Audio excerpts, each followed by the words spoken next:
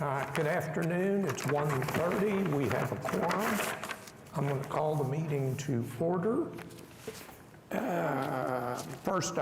Next item would be minutes. Did everybody look at that? Motion to receive the May 21st, 2026 meeting minutes.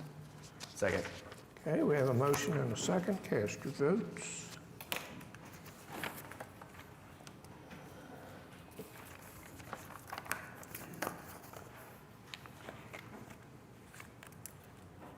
And minutes are received. Cindy, we've got some withdrawals. So we have item number 29, case number 15688 has been withdrawn. Item number 30, case number 16103 has been withdrawn. Item number 31, case number 16253 has been withdrawn. All right. Do we have any requests from the public or any applicants to continue their item? No consent dockets. So Cindy, you want to call the first one, please?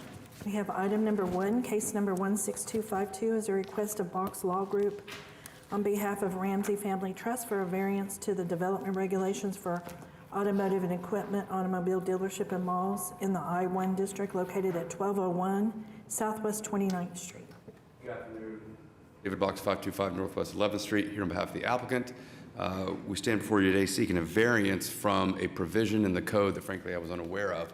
This has been, in the past, a car dealership for many, many, many years.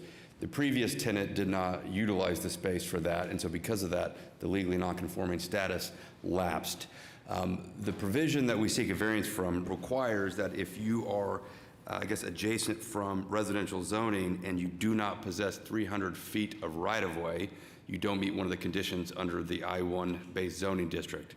So important to note, we're zoned I-1, everything around us is I-1, except to the south is R1. Of course, the concern of the code is if you're gonna have a car dealership in proximity to R1 residential, perhaps there are some compatibility issues with a single family home. Of note, across from us, although zoned R1, it is not utilized in a residential manner, it is a school. So the concern sought to be addressed by the code is not an issue here. So we seek a variance to allow the historic use of the property to remain. Happy to answer any questions. Nobody signed up to speak on this one. Does anyone want to address the board on this application? Okay, anything from the board?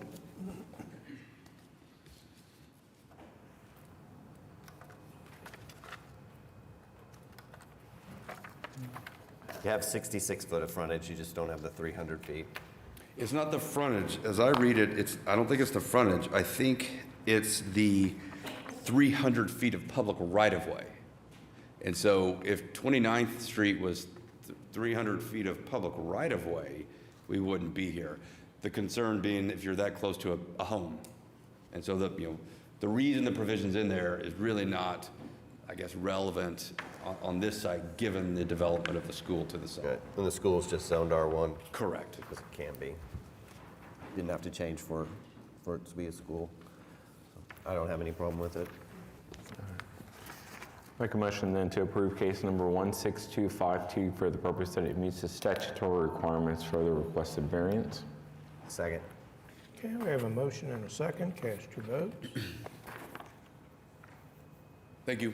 You're approved. Item number 2, case number 16264 is a request of Donetta Herndon for a variance to the side yard setback for an accessory building located at 12601 Southwest 24th Street. Good afternoon. Our request for Would this you pull the has to microphone do- down just a little bit so we can hear you? Are you saying Oh, I'm better, under thank you. tall?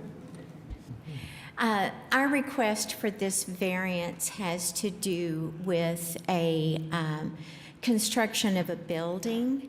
In our neighborhood, it is permissible, and there are a plethora of buildings in this neighborhood. When we asked for a permit, it was stated to us that it needed to be 25 feet from the fence line rather than the standard 15 that had been granted for multiple other buildings in the neighborhood, of which there's 13 in the neighborhood that are 15 feet or less, and there are 8 on our street, one that's under construction at the time of the request. Our lot is such that a third of it is filled with a pond, as you can see from this drawing. And having that 25-foot setback rather than the 15 which had been granted to other neighbors will cause a hardship of causing it to be too close to the house, or alternatively making the building much smaller than would fit our needs. And therefore, it's our request for the variance to have it 15 feet from the fence.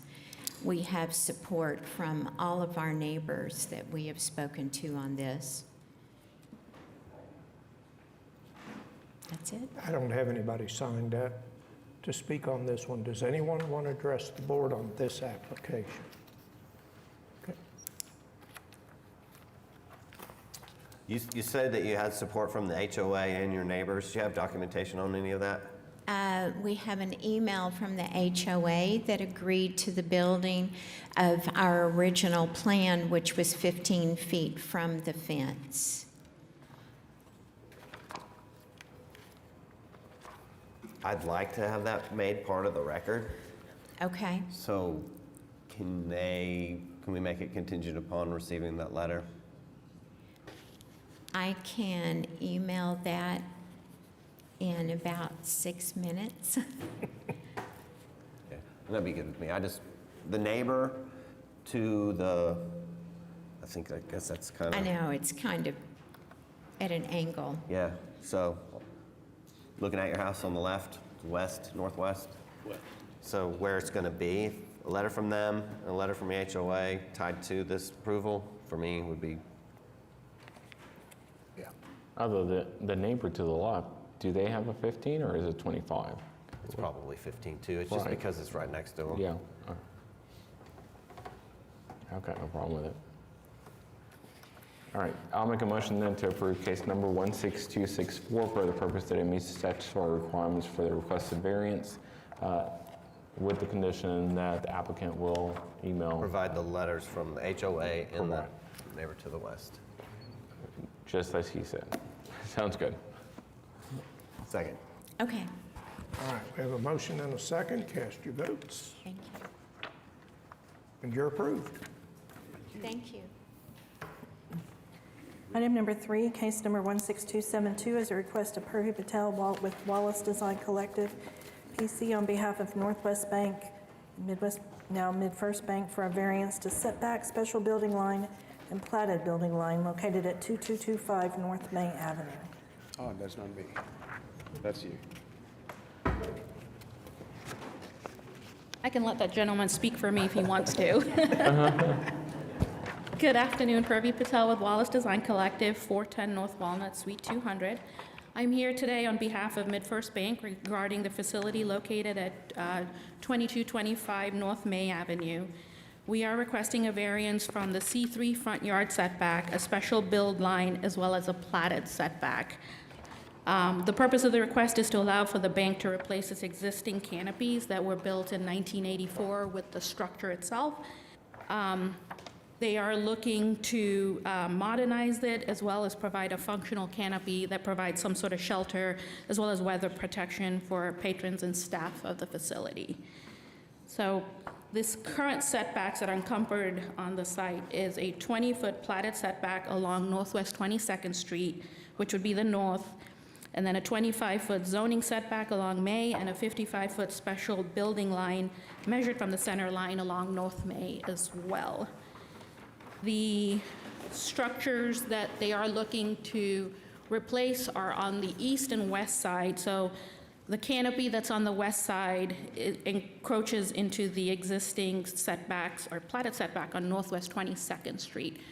We're not looking to increase any of the nonconformity that's already there. Right now, the canopy encroaches 9.5 feet from the platted setback line. We will be keeping that as is. We're just extending it further west. Sorry, I'm trying to keep all my setbacks correct here. And then along North May, the new canopy will encroach 23 feet 10 inches into the zoning setback, which is that 25-foot setback, and 5 foot 7 inches into the special building line. So we did submit a diagram in our statutory requirements, which kind of explains all the setbacks we're looking for right there. So happy to answer any questions you may have. I don't have anybody signed up to speak on this one. Does anyone want to address the board on this application? So basically, you're just taking the existing building awnings and creating new modernized that have a little bit more overhang. Exactly, yes, sir. The ones they have currently are non-functional, they're just their architectural features. Yeah.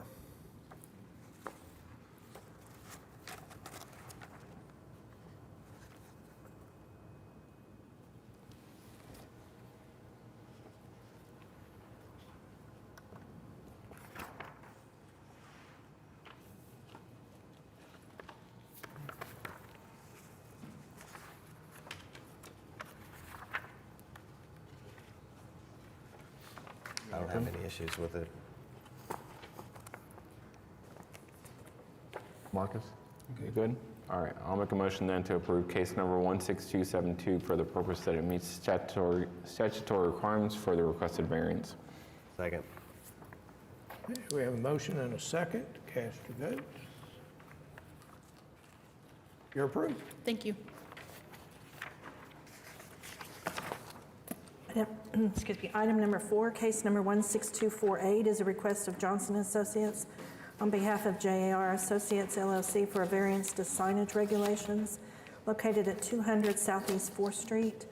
And this morning, the recommendation was given by the design review group. Good afternoon, Mitchell Moore with Johnson & Associates, 1 East Sheridan Avenue.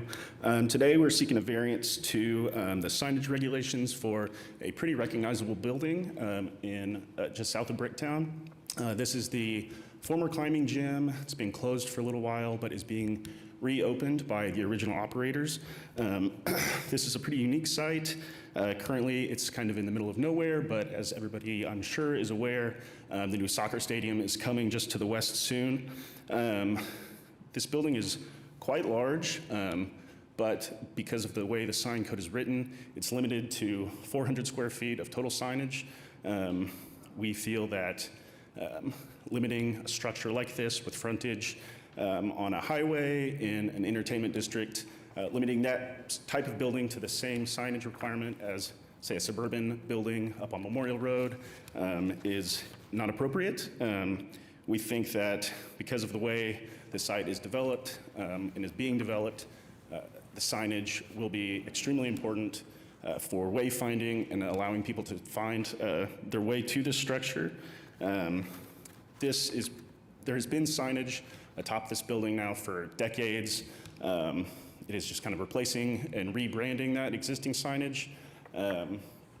And for those reasons, we feel that this is appropriate. As she mentioned, it was approved by DDC this morning, and we would ask for your approval as well. Happy to answer any questions.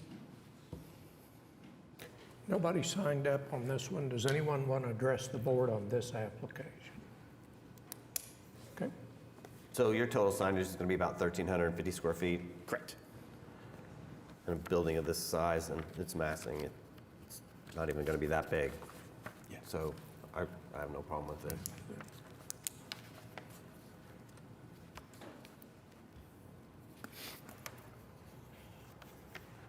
You good, Marcus? Yeah. On it? All right. I'll make a motion then to approve case number 16248 for the purpose that it meets the statutory requirements for the requested variance. Second. Motion and a second. Cast your votes. Thank you all. You're approved. Item number 5, case number 16263 is a request of Marcos Antonio Bastillos Anchano for a variance to the accessory building regulations located at 5500 South Douglas Avenue. I'm here on behalf of Marco Castillos. He's currently out of state working, so I'm here to answer all the questions that I could answer. Give us your name and address for the record, please. Jose Saldana, 2401 Northwest 3rd Street, Oklahoma City, Oklahoma, 73107.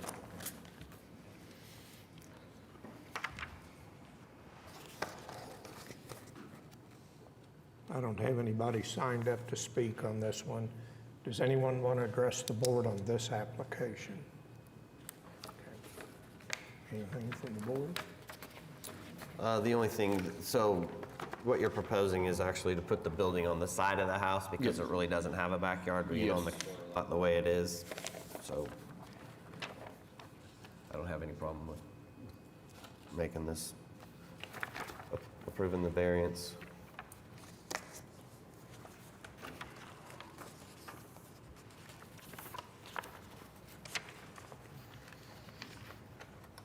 All right.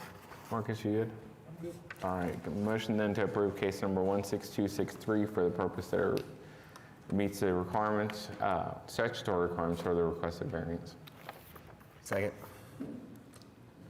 Okay, we have a motion and a second. Cast your votes. And you're approved. Thank you, thank you. Item number 6, case number 16262 is a request Jay Galley on behalf of AVH Holdings LLC for a variance to the home sharing short-term rental regulations regarding the 10% rule at 1233 North East 6th Street.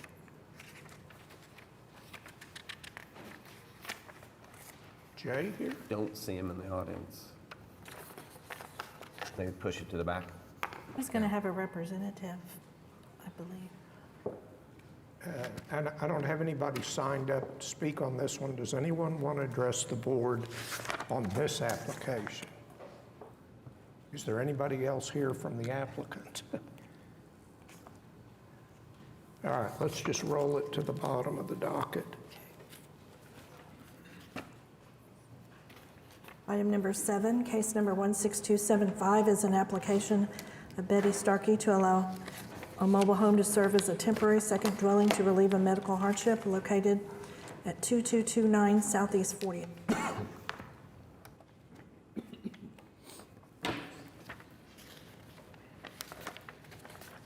Go ahead and give us your name and address and tell us about your application. Can't hear. I'm hard of hearing too.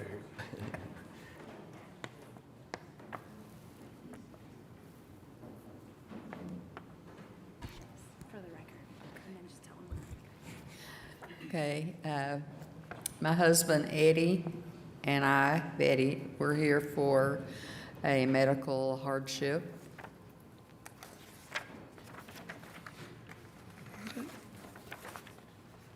And there's no one signed up to speak for this, on this one. Does anyone want to address the board on this application? Do you already have the mobile home on the property? I'm sorry? Is the mobile home already on the property? No, it is not. We did have one there when we had a medical hardship for my mother back in '02. Okay, on the drawing, I didn't see the placement of it, so I just want to make sure that it's placed behind the main structure of the home. I'm sorry, I can't hear you.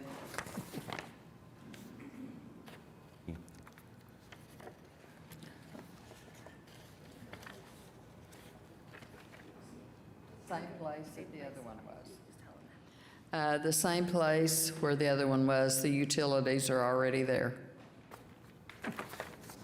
And then the only other question I had was the term. I think we can go to 3 years. 3 years.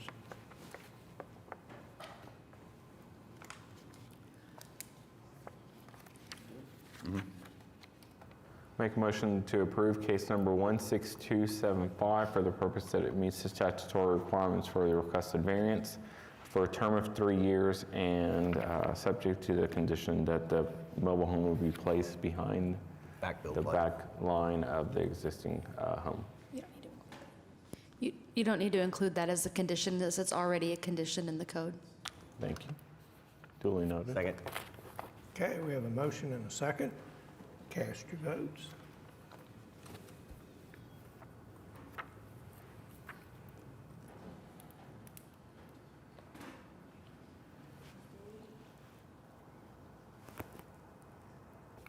Okay, you're approved.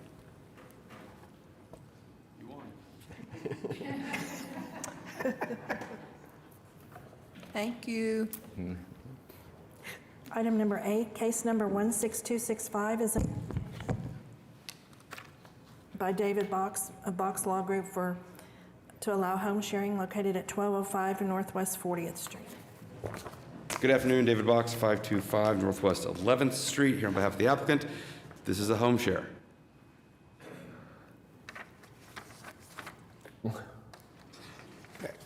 Nobody signed up to speak on this one. Is there anyone who wants to address the board on this application? So just go over the application a little bit. Here we go. It's a 3-bedroom home, so Sir? maximum number of guests, 7? 8. Oh, you can only get 7. Why not 8? That's Marcus. What's that? You putting this on me? Yeah. New day, I'd like to Well, it's understand. 2 per bedroom plus 1 is the policy. Well, if that's your policy, that's fine. Okay. See, that wasn't that difficult. No, well, I just wanted you If to be only heard. that were placed in the ordinance. I agree. Right. Quiet hours from 9 PM to 8 AM? So we've listed quiet hours from 10 PM to 8. 10, So you're 10 gonna- seems pretty early. And I'm just looking out for the neighbors of this property. I was awake until like 11 o'clock last night. Watching baseball. But anyway, so our policy has been 9 PM to 8 AM. That's the policy. And then maximum number of vehicles, is the garage available? It is, yeah, So- that's included. 2 in the garage, 2 in the drive, so maximum number of vehicles to be 4 on the property. I think that's fine, and we do prohibit on-street parking. We state that, so. Okay. And then the term is 1 year for the first time it comes up. We'll see in a year. We good? Yep. All right, I'll make a motion to approve case number 16265 for the purpose that it meets the statutory requirements for the special exceptions with the following modifications. Maximum number of people shall be 7, quiet hours from 9 PM to 8 AM, a 4-car maximum, 2 in the garage, 2 in the driveway, and for a term of 1 year. Second. Okay, motion and a second. Cast your votes. You're approved. Thank you. Item number 9, case number 16258, on behalf of 3632 Northwest 65th LLC to allow home sharing at 3632 Northwest 65th Street. Good afternoon. My name is Austin Kane of 2344 Northwest 121st Street. Here for the timely case of 16238, my special exception for short-term rental at 3632 Northwest 65th, and to respectfully request an increase in our maximum occupancy from 8 to 10 guests. Last year, May 1st, the board approved my initial application with a conservative limit of 8 guests on a 1-year trial basis. I think I went back and read the transcript and it said to go with 8, build your business, impress the neighbors, and in 1 year come back and talk to us again. So our neighbor, Miss Tibbetts, also agreed that if things went well, she would be amenable to increasing the guest count, and I accepted that graciously. I think someone used the word, the proof is in the pudding. So we have operated for 12 months with 0 code violations, 0 noise complaints, and 0 neighbor protests, and we're nearly perfect neighbors. So our property is uniquely suited for 10 guests. It's a 4-bedroom home with 2 fully equipped kitchens, 2 separate living rooms, a layout that naturally distributes guests and prevents crowding. So we have private off-street parking. We can fit 8 to 10 vehicles. We're not asking for that. And so there's no on-street parking allowed. And we have a 35 by 20 concrete pad. I think was a concern last year because it wasn't poured, but it's been poured since. And so no guests ever need to touch a street. Quiet hours 8 to 8, and standard 3-year renewal request based on our clean operational record. So we respectfully ask the board to honor the suggestion made a year ago to approve our renewal at 12 guests.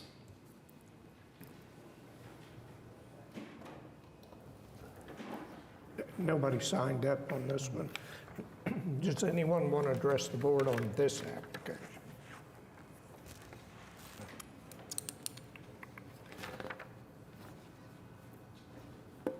So just to go over the application a little bit, it's a 4-bedroom home. Correct. And so I'm going to say the maximum number gets to be 9. And that, again, just with what Marcus said before, it goes with what we have been doing. The other thing I'll do is say the maximum number of vehicles. And like you said, I mean, we can go to 5. I mean, vehicles isn't my problem. Right. So Do you have, We have a living rooms? two-car garage, and it can fit 8 in that driveway. So 5 or 6 6 would be fine. Say 6. Do you have 2 living rooms, 2 separate living areas? 2 separate living areas? Yeah, is that what I see in the Yeah, pictures? if you flip through the photos again, so those are 2 king bedrooms, another king bedroom, 2 queen bedrooms. That's 1 living room. Go to the next, and that's another living room. So we actually have beds for 10, a pull-out sofa, queen, and another sofa mattress that people can lay down on the living room. So technically, that would be 14. We're asking for 10. How many square feet is a home? It's 2,500 square feet. I mean, I'm fine with 10 people. As to this specific home, I think there's more than ample room. How many baths were in this? Three bathrooms. 3 full baths? The other thing I want to make a note on is this is a corner lot, okay? So we have one neighbor next to this property. It's to the east, and Miss Jones is not here. We had 3 protests last year, Miss Tibbetts, Miss Jones, and another gentleman. And I've been checking with them on a monthly basis to see how things are going. I called them this morning. They're not here. They said, hey, everything's been going great. Trust me, you'd hear if it wasn't going very well. Behind the property is an assisted living facility that's to the south. And so we really only have 1 residential neighbor. So I think it's uniquely positioned to be able to accommodate 10 very conservatively. We've displayed, I think, over the years that we run a good business, and I think we are people of our word, and we do what we say we're going to do. Compelling argument for me too. I could go to 10. I mean, you only have 1 neighbor, like I said. I mean, it's not affecting that many people, and obviously you are running a good business. There are no protests. There were protests prior. I remember those also. I mean, for me, normally I would 6 do car max, no 9, on-street but parking. I think based off the pictures, the layout, I don't feel like we're cramming 10 people into that space. So, And yeah, again, I mean, it is a large number of people to be in a single-family home in a neighborhood, but obviously managing the property well. And not parking on the street, I think, is probably making them very happy. Yeah.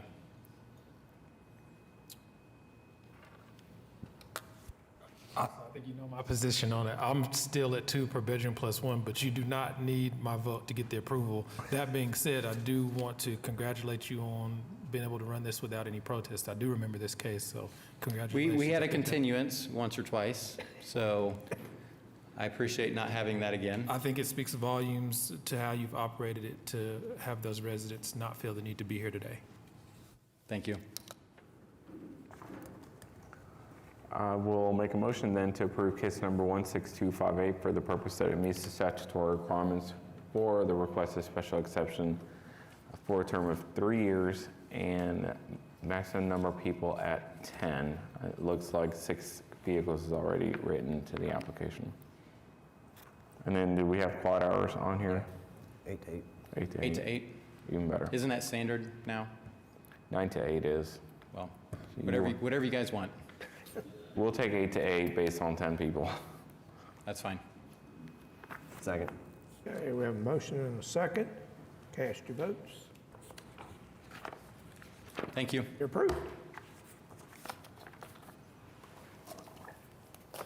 Item number 10, case number 16260 is an application by Umi Nguyen on behalf of Nesty Group LLC to allow home sharing, 8509 Brook Ridge Drive. Good afternoon, everyone. My name is Umi Nguyen. I'm located at 6505 Northwest 147th Street. I'm here to ask for a special exceptions for a short-term rental for 509 Brook Ridge Drive, Oklahoma City, Oklahoma 3132. I'm here to answer any questions that you guys have. Okay, I don't have anybody signed up on this one. Does anyone want to address the board on this application? Okay.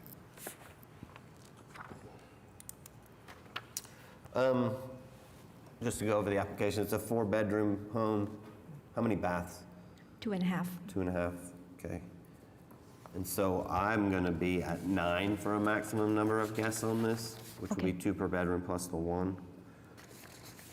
I wanna revise your quiet hours to 9 PM to 8 AM. Okay. Maximum number of vehicles, can the garage be used? Yes. So 2 in the garage, 2 in the drive, and no on-street parking? I'm sorry. And no on-street parking, so I don't wanna allow it, 'cause it's on the end of that block.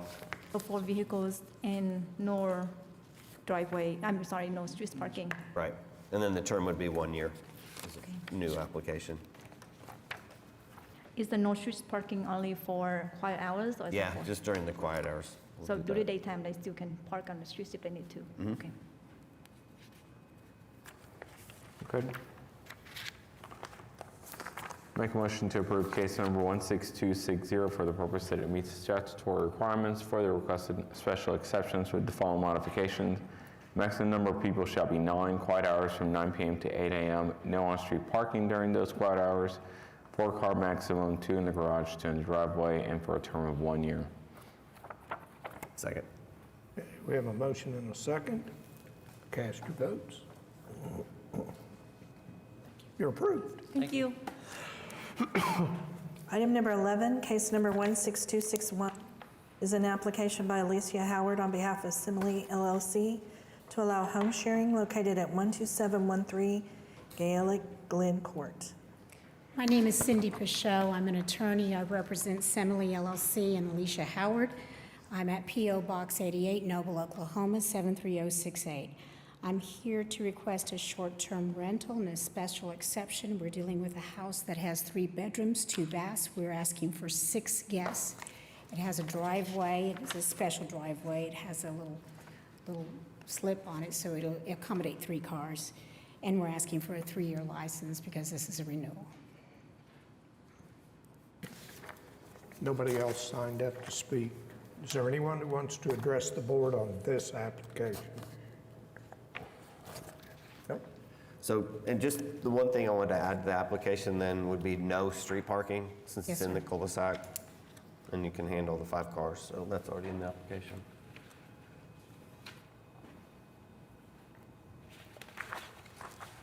All right. 3 is term. 9. I'll make a motion then to approve case number 16261 for the purpose that it meets the statutory requirements for the special exception with the following modifications. There will be no on-street parking at all, and it is for a term of 3 years. Second. Okay, we have a motion and a second. Cast your votes.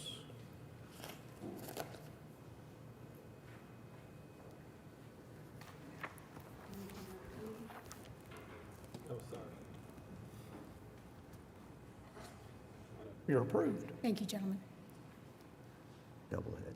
Item number 12, case number 16266, is an application by Libby Ross on behalf of Brandon Kaguchi to allow home sharing located at 1400 Northwest 88th Street. Hi, my name is Misty Stowe. I'm here on behalf of Libby Ross and Brandon Kawaguchi for 1400 Street. We're asking for a 3-year permit. Happy to answer any questions.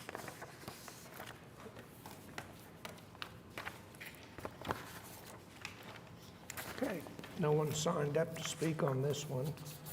Does anyone want to address the board on this application? All right. Just to go over the application, it's a 4-bedroom home. You're saying maximum number of guests would be 8. You have quiet hours from 8 to 8.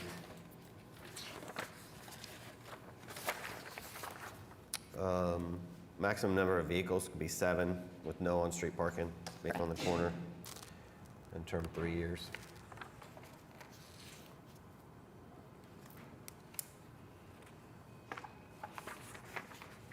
Did we change the gas? No, we left that on, right? Okay. All right, I'll make a motion to approve case number 16266 for the purpose that it meets the statutory requirements for the requested special exception with the following modifications. Maximum number of cars shall be 7, no on-street parking, and for a term of 3 years.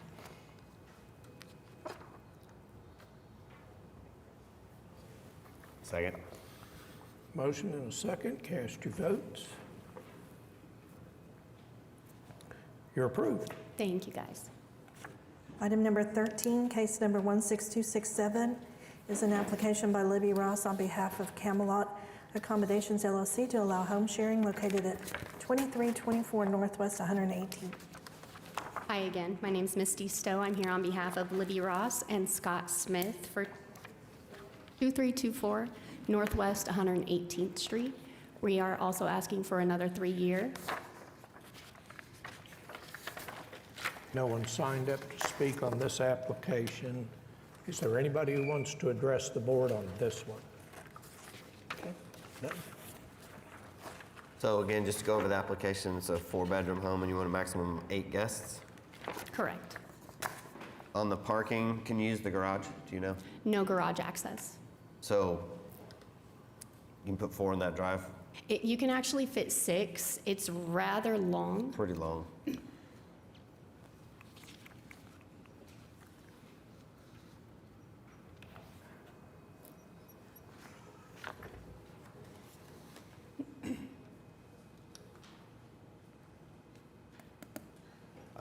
I'd like to put a maximum of 4.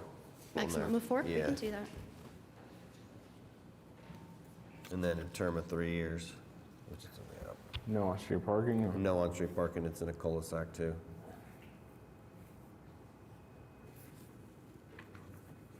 All right, then I will make a motion to approve case number 16267 for the purpose that it meets the statutory requirements for the special exception with the following modifications: 4-car maximum, no on-street parking, and for a term of 3 years. Second. Okay, we have a motion and a second. Cast your votes. Approved. Thank you, guys. Item number 14, case number 16270, is an application by MD Rizvi on behalf of RizViz Properties LLC to allow home sharing at 1915 Northwest 8th Street. Good afternoon. My name is MD Rizvi on behalf of Rizviz Properties LLC. Looking for short-term rental, a special exemption on address 1915 Northwest 80th Street. Happy to answer any question. Yeah. There's no one signed up on this one. Does anyone want to address the board on this application? So just going over the application, I'd like to revise the quiet hours from 9 p.m. to 9 p.m. to 8 a.m. Sure. And then put a maximum number of vehicles to be 4 with no on-street parking during the quiet hours. So just none overnight. And the term would be 1 year. Thank you, sir.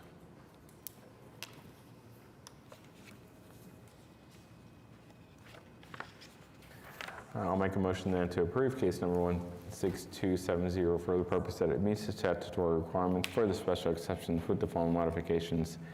Quiet hours shall be from 9 p.m. to 8 a.m. No on-street parking during those quiet hours. 4-car maximum for a term of 1 year.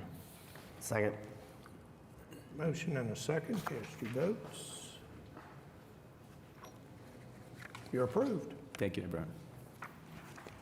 Item number 15, case number 16269, is an application by Austin Ivy to allow home sharing located at 501 West Hill Street. Hi, I'm Austin Ivy. I live at 503 West Hill Street in Oklahoma City, and I'm here for a home share exemption for short-term rental for 501 West Hill Street.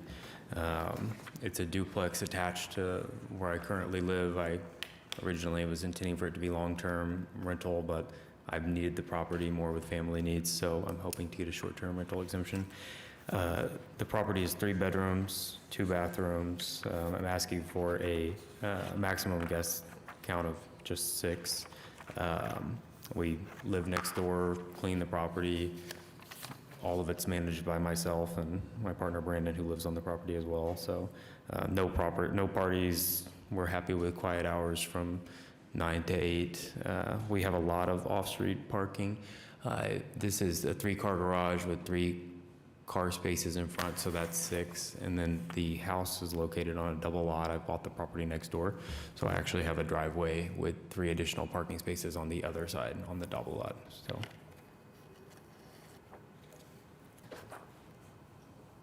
Nobody signed up on this one.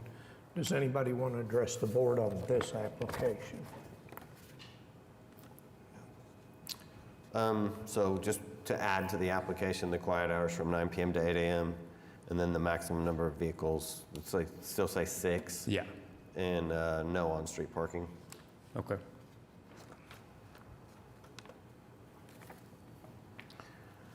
Make a motion to approve then case number 16269 for the purpose that it meets the statutory requirements for the requested special exception with the following modifications: quiet hours from 9 p.m. to 8 a.m., no on-street parking, 6-car maximum for a term of 1 year.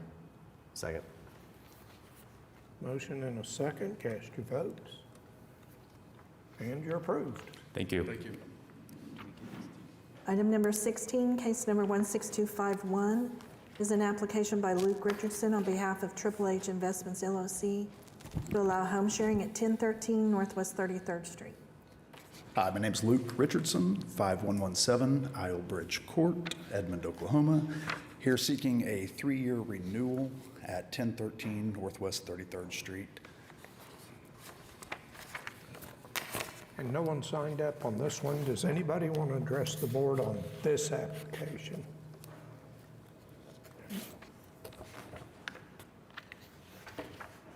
No. The only thing then on the application would be the number of vehicles. Can you use the garage? You can't, I mean, I would just limit it to 2. Okay, so maximum of 2 in the drive? Yeah. And we'll say no on-street parking during quiet hours. Okay. And the term would be a 3-year term. All right, motion to approve case number 16251 for the purpose that it meets the statutory requirements for the special exception with the following modifications. There will be a 2-car maximum, no on-street parking during the quiet hours, and for a term of 3 years. Second. Okay, we have a motion and a second. Cast your votes. Thank you. You're approved. Item number 17, case number 16257, is an application by Alan Larson on behalf of DW Acquisitions LLC to allow home sharing at 2207 Northwest 18th Street. Hello, my name is Alan Larson. I'm here representing DW Acquisitions, and we're just here for a renewal of our home sharing license for here. I don't have anybody signed up to speak on this one. Is there anyone who wants to address the board on this application? Okay, no.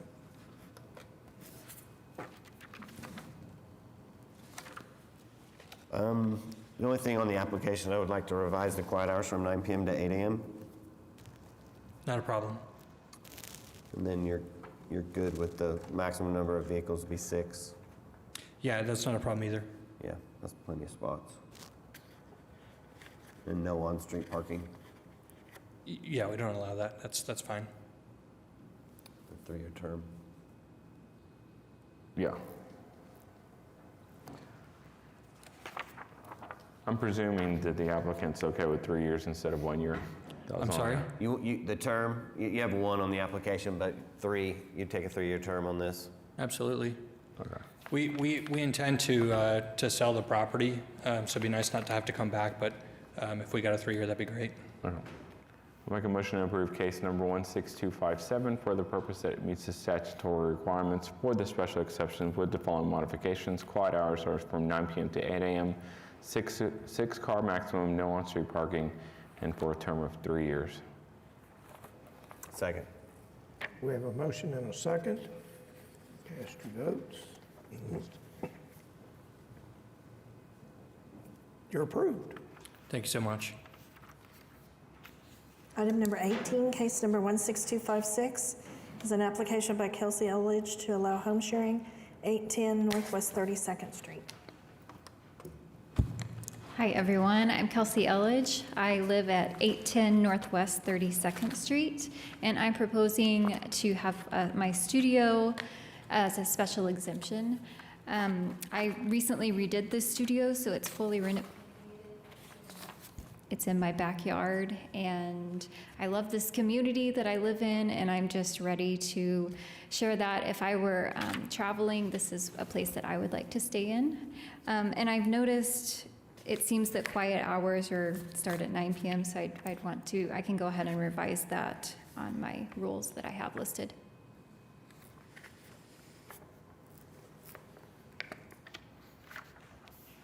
Nobody signed up on this one. Does anyone want to address the board on this application? So on the application, you want a maximum of 2 guests, and I'd like to revise the quiet hours from 9 p.m. to 8 a.m. And then 2-car maximum, 2 vehicles. Yes, And then the term would be for 1 year. 1 year. Okay. About on-street parking? And no on-street parking. Is that okay with you? Well, there are a lot of cars that park on my street at the surrounding neighborhood or the surrounding houses. I just have one long driveway, so I would like to park there. And I would like to have the guests park on the street, so I don't have to park in my yard, so they can get in and out.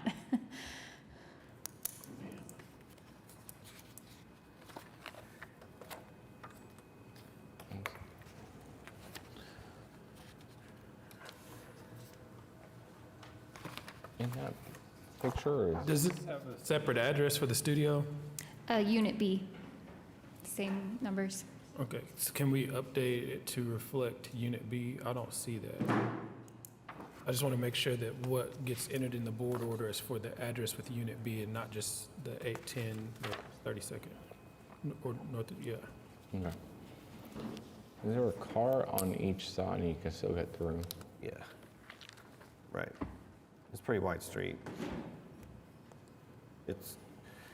And I mean, street parking is allowed.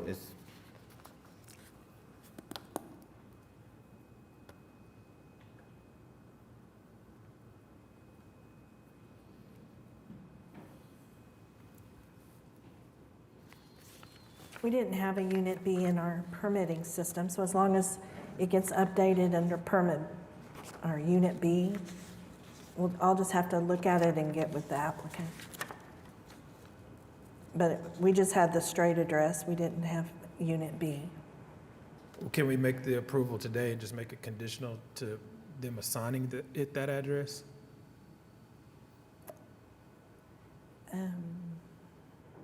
Or correct me, I might be misunderstood, but I think if we take action on it now, it's going to apply to the actual main structure. residence.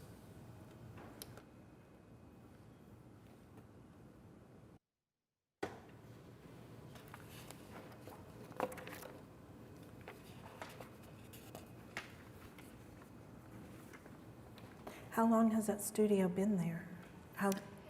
When I moved in 4 years ago, it was kind of dilapidated, and I fully renovated it 2 years ago. Okay.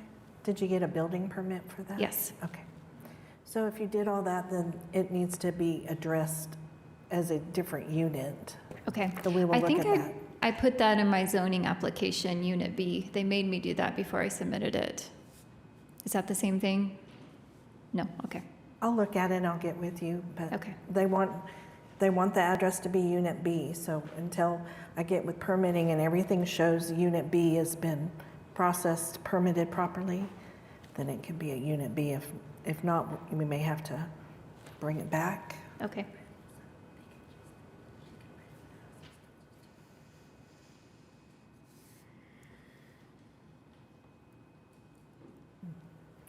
Yeah, We'll figure out the addressing. I'll have to check with permitting. Thank you.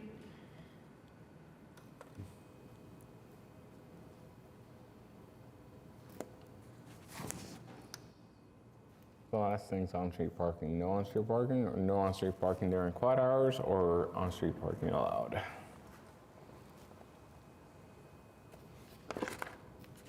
No protests. I'll just say on-street parking is allowed. I mean, it's Okay. legal. It's legal.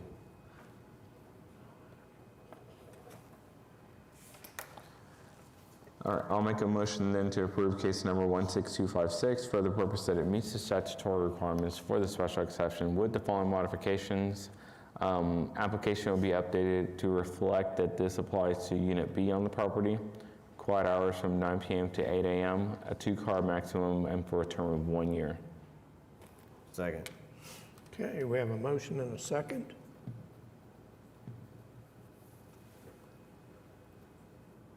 Cast your votes.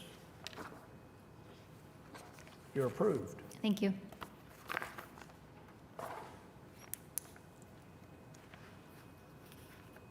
Item number 19, case number 16268 is a special exception by Kyle McCoy and Catherine McCoy to allow home sharing located at 1920 Runway Boulevard.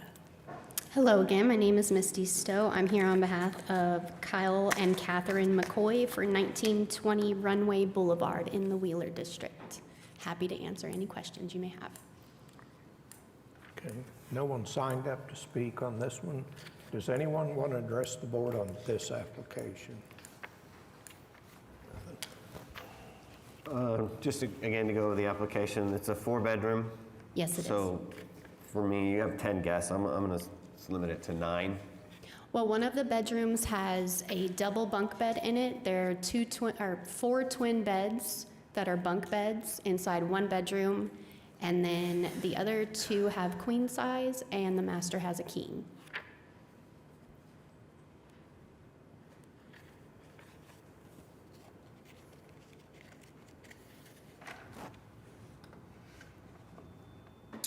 And I'd also like to revise the quiet hours from to 9 p.m. to 8 a.m.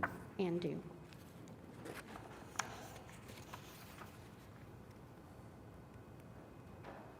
And I'm going to put a maximum number of vehicles to be 6, but I'm not going to put a limitation on the street parking in the Wheeler District. 'cause that's where they park. Right. So, the only, then, and it is a timely renewal. I don't remember what we originally had this at, as far as the number of guests the first time it went through. Mm-hmm. I know that, I mean, without some compelling evidence and we've been sticking to that 2 per bedroom plus 1. Mm-hmm. Yeah, I think that today's was an exception because there was 2 separate living rooms. Yeah, and Yes, one there is. neighbor. And one neighbor. There just wasn't. I mean, I can get behind 9 for this particular property. So we're in agreement that 9 would be the maximum on this one. Okay. Even if we were approved for 10 prior? Okay. Yeah, we've been bringing them down on a case-by-case basis. Good. All right, I'll make a motion to approve case number 16268 for the purpose that it meets the statutory requirements for the special exception with the following modifications. Maximum number of people shall be 9, quiet hours from 9 p.m. to 8 a.m., 6-car maximum for a term of 3 years. Second. Motion and a second. Cast your vote. You're approved. Thank you, guys. Item number 20, case number 16255 is an application by Kristen and Anthony Shalasi to allow home sharing located at 3321 Northwest 25th Street. Good afternoon. Anthony and Kristen Shalaki, pretty close. Good job. Almost had it. 3321 Northwest 25th. Ready for your questions, I guess. We're new here. No one signed up to speak on this one. Does anyone want to address the board on this application?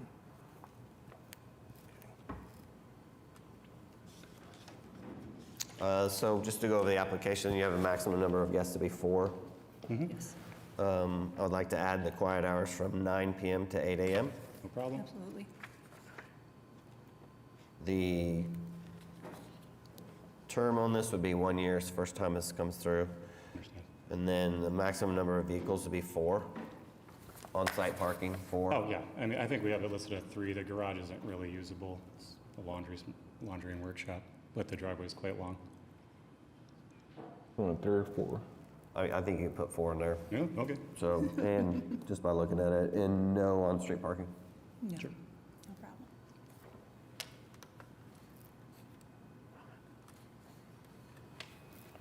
We good? I'm ready. I'm All good. right. Motion to approve case number 16255 for the purpose that it meets the statutory requirements for the requested special exception with the following modifications. Quiet hours from 9 PM to 8 AM, 4-car maximum, no on-street parking for a term of 1 year. Second. Okay, we have a motion and a second. Cast your votes. And you're approved. Thanks so much for having us. Thank you so much. See you next week.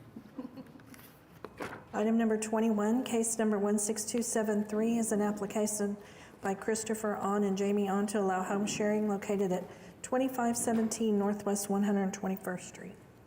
Hello, my name is Tammy Green, 1236 Northwest 49th, and I'm here on behalf of Christopher and Jamie On. Property address 2517 Northwest 121st. Does anyone want to address the board on this application? I don't have anybody signed up. So just to go over the application on this, you have a 4-bedroom home? That one is 5-bed, 3-bath.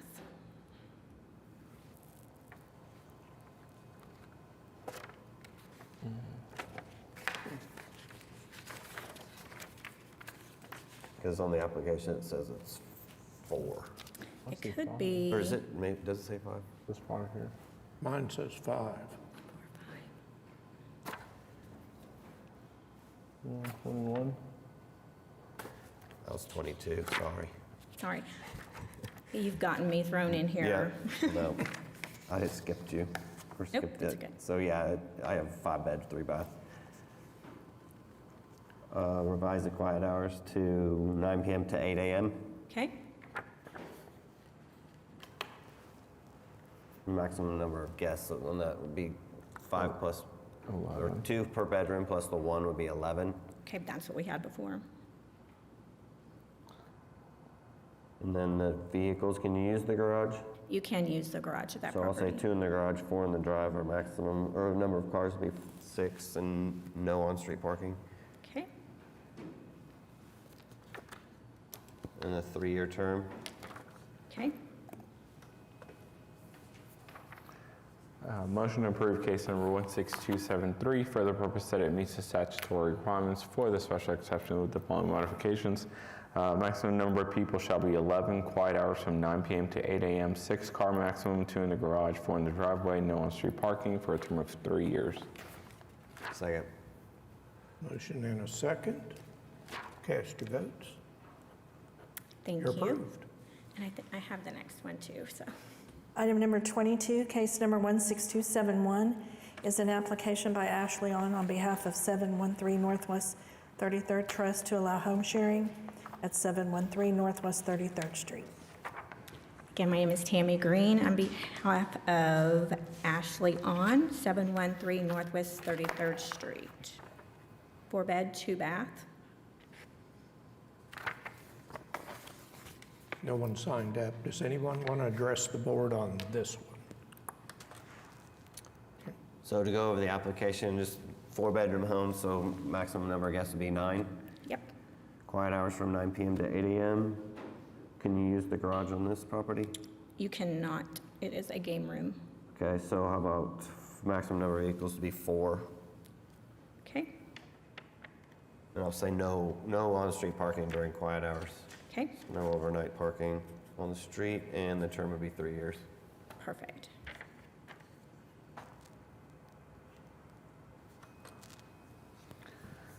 All right, motion to approve case number 16271 for the purpose that it meets statutory requirements for the special exception with the following modification. Maximum number of people shall be 9, quiet hours from 9 p.m. to 8 a.m., 4-car maximum, no on-street parking during quiet hours, and for a term of 3 years. Second. Motion and a second. Cast your votes. You're Thank you, approved. guys. Have a great day. Item number 23, case number 16236, is an application by Curran Fudge on behalf of CMF LLC to allow home sharing at 4701 North Willard Avenue.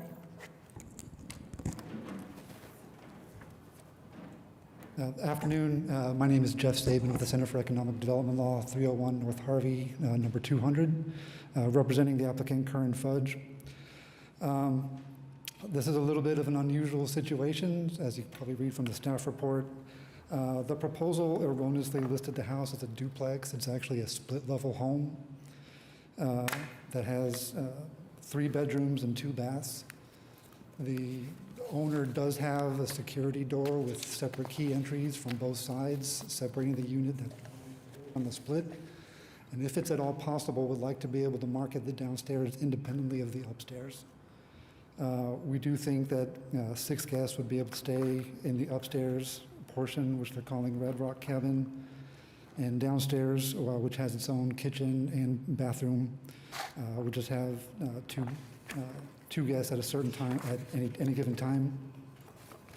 The driveway has ample cars. This is on over a 1-acre property. The driveway has room for probably 15 different cars, but we don't think that there'll be any more than 8 to 10 at any given time. The applicant here is here as well to answer specific questions you might have about the property. We're also amenable to the required changes for quiet hours.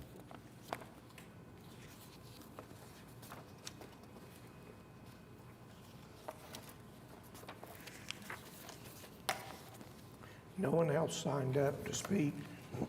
Does anyone want to address the board on this application? Do we have one address or 2 for the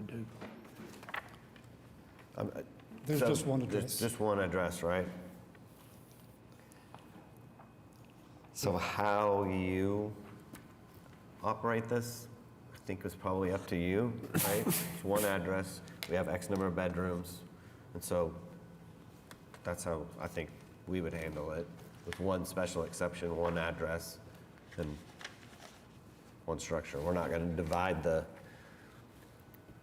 two. Unlike the previous application a few items ago that was just for a unit and basically an accessory unit, we're asking for an exception for the entire dwelling. We just want to be able to market the 2 floors separately.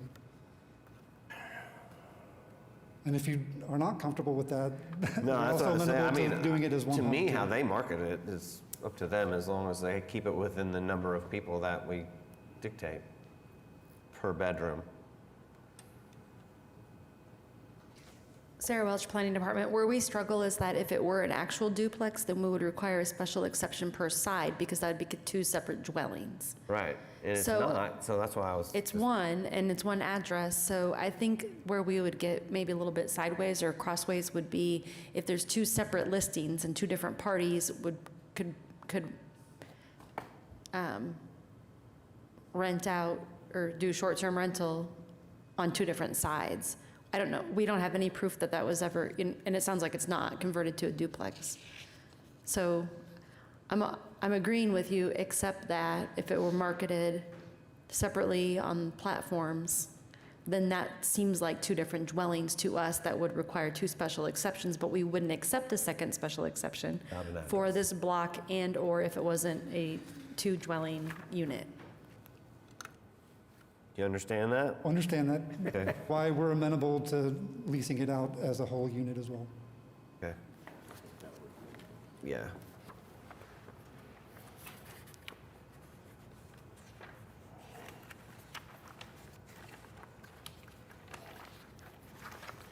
So then let's go over the sheer number of bedrooms. Is it 5, 3 and 2? It's 3-bedroom, 2-bath. There is, in the living room, there is a full-size pull-out sofa that can sleep 2. Yeah. And that's both floors? Yes, 3-bedroom, 2-bath? yes. So 6 plus 1, maximum number of guests to be 7.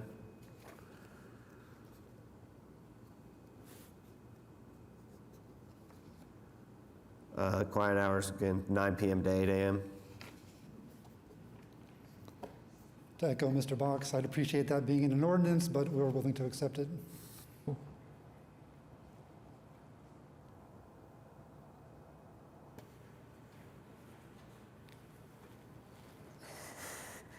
On the vehicles, how much hard surface do you have?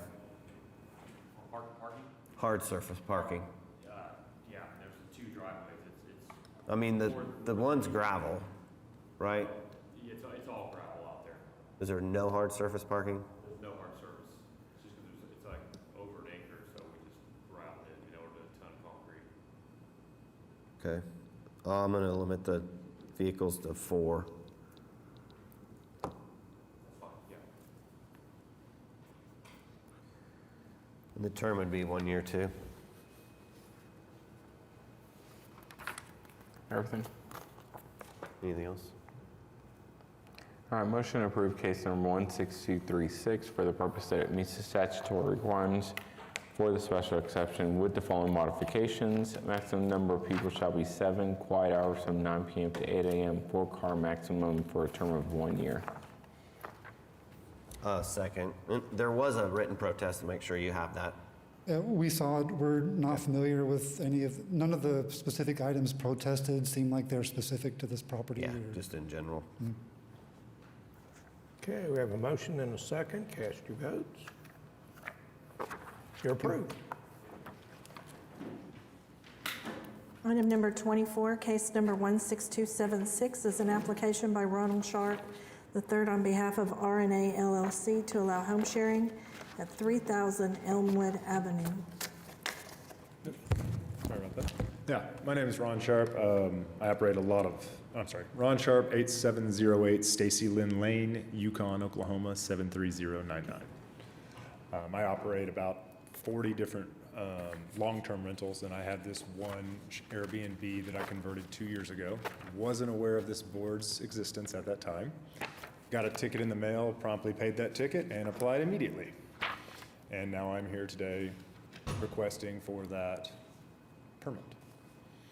I did bring with me, I wasn't exactly sure how this process works, so I apologize on that. I did bring samples of the Airbnb, I guess 5-star rating, or my ratings of how I've been operating over the last couple of years on that. So if you'd like to see those ratings and how I've operated it. The one thing I have learned today was the off-street parking, which can be easily addressed. But I'm very strict on the noise complaints. If anything happens like that, I've only had one issue where that's came up, and that tenant was removed promptly and quickly. And I got permission from both my neighbor to my east and my west before I started this, and they promptly keep me in the loop if anything changes.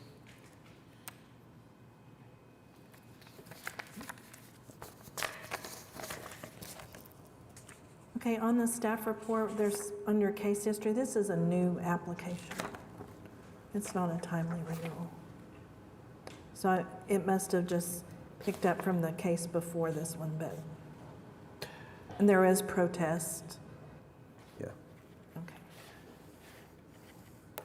Yeah, support. Oh, Stephen? Okay. Yeah, I've met Stephen. Nobody signed up to speak on this one, but I think we've got someone in the back that wants to speak. Yeah. Come on up.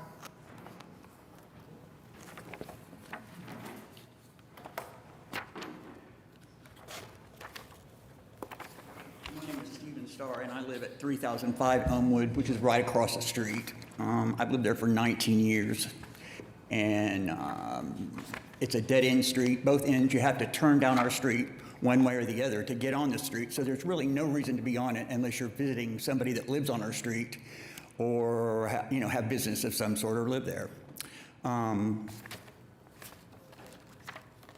When the Airbnb started, it's no big deal. I really didn't have any issues with it. One time in 2023, there was a noise complaint we had, and Mr. Sharp was there within, lickety-split, and fixed the problem. I'm not sure what'll happen, but he was there to address it, and I knew that. I didn't have any more contact with him until 2024, and about July of 2024, I began to notice just strange behavior going on over there.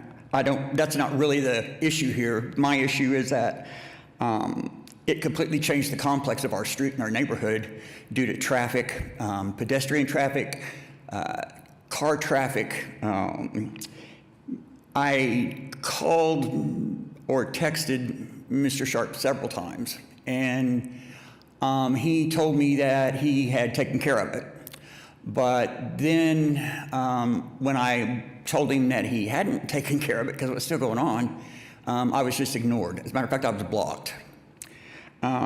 This is a commercial short-term residential operation, and it accommodates up to 7 guests. It's a 1-bathroom, 2-bedroom house, 3-bedroom sort of. And I personally have documented many violations through my home security system in regards to like his rules for the Airbnb, only 7 guests, parking, quiet hours 7 to 7. The house from July 2024 until just recently, probably February of 2026, the house was occupied almost 100% of the time. The lights would stay on all night long. Every single night, the lights would be on all night long. Inside, the outside lights would be off. I just quit addressing him. And then also I filed many complaints with the Oklahoma City Action team regarding his trash, because sometimes they were left out for a week out in the middle of the street.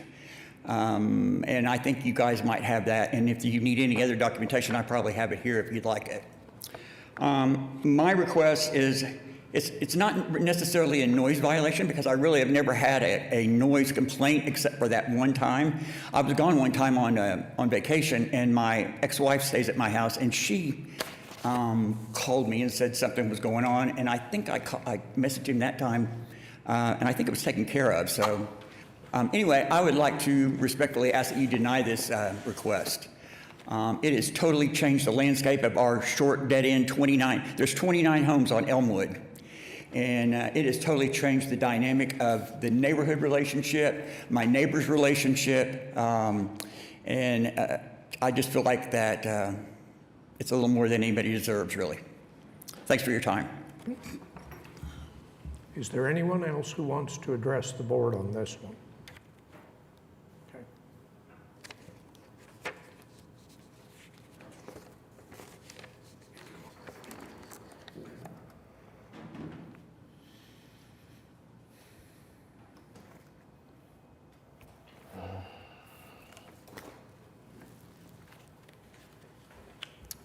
So you've been short-term leasing this since you owned the property? Not at first. It was a long-term rental for a long time, and then I moved it over to, I bought the house, it was down to its studs. We renovated it, turned it into a long-term, and then we tried a short-term rental on it, and it went well, so we've just kind of stuck with it. Yes, sir. So since 2024 sometime? 2020, I think the end of 2023 to be specific.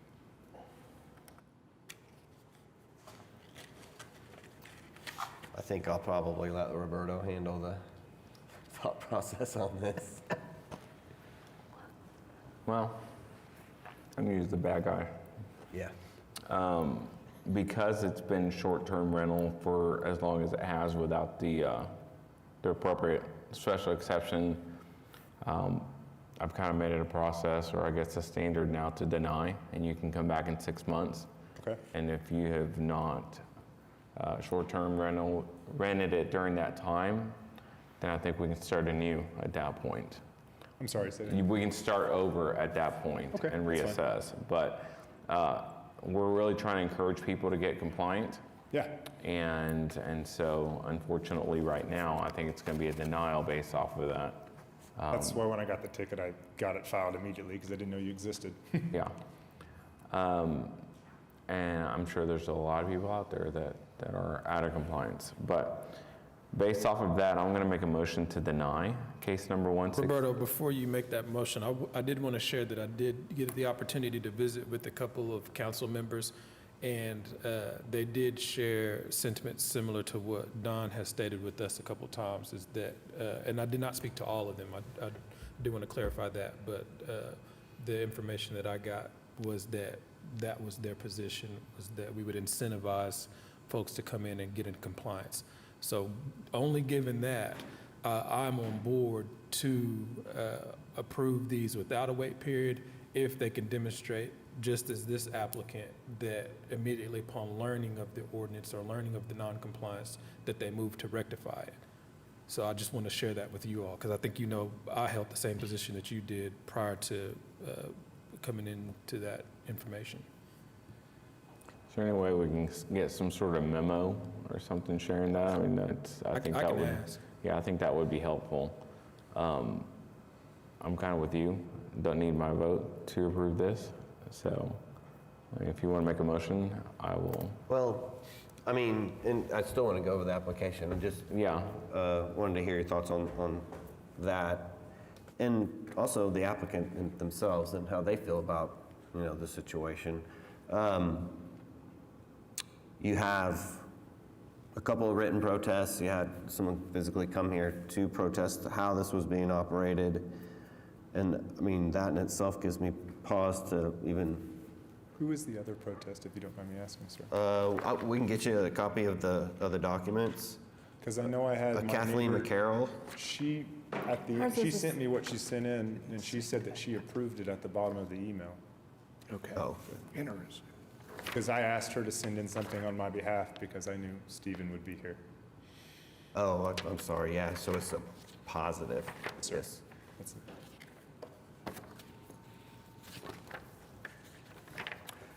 But again, it goes back to what we do ask the protestants to do, to give us documentation, pictures, how it's run and how it's been handled. And seeing that there is a protest to it and it wasn't in compliance license-wise, I need reassurance that you're operating this correctly. I did bring some reviews for you if you'd like them, for everybody. I didn't know what to bring, so I Right, brought some. and I mean, so a five-star review from one of the platforms means that you operate a good business as far as it's clean and it accommodate their needs. It's not from the neighbors who we're trying to satisfy. Agreed, 100%. In giving the special exception. Fair enough. So just my thoughts on that. I mean, I still am willing to give you it, and it'd be, again, 1 year term. 100%. And I have no problem at all coming back here and approving that. I can maintain that. Yeah, and you obviously know you have a very close set of eyes on the property. Yes, sir. Operate it right. You'll be there. It's a 3-bedroom home. The max number of guests would be 6. Yep, I have it as 7, one for as you said, 1 or 2 for each bedroom and then 1 in the living room. I'm And I going can to say change it to 6 6 on if you- this I have- originally for the first year. Oh, okay, not a problem. And then quiet hours from 7 p.m. to 8 a.m. Okay, already got that there. And off street park, I have a small garage. You could fit a small car in it. I'll say a maximum number of vehicles to be 3. Okay, And then no on-street parking. not a problem. And the term would be a year. That's where I'm at. Anything else? I just want to know if you're opposed to getting noise monitors. That was some of the complaints that was listed, was the amount of noise at the property.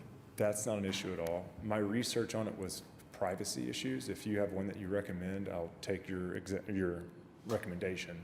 I don't personally, I just know that previous applicants have noise monitors. I don't believe that they're microphones. I don't think they monitor actual conversations. Just I think decibel level. Yeah, I think they just Okay. monitor the decibel level, so. That's an easy add, yes, sir.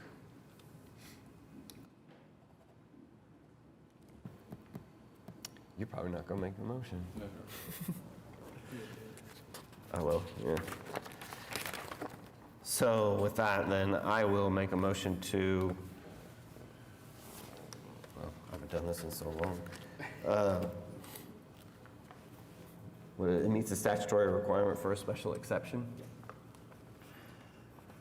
On case number 16276.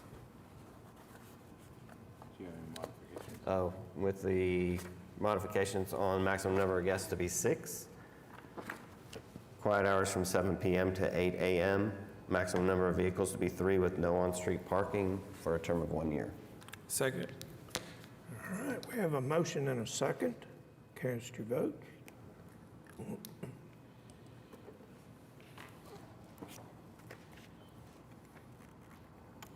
You're approved. Thank you very much.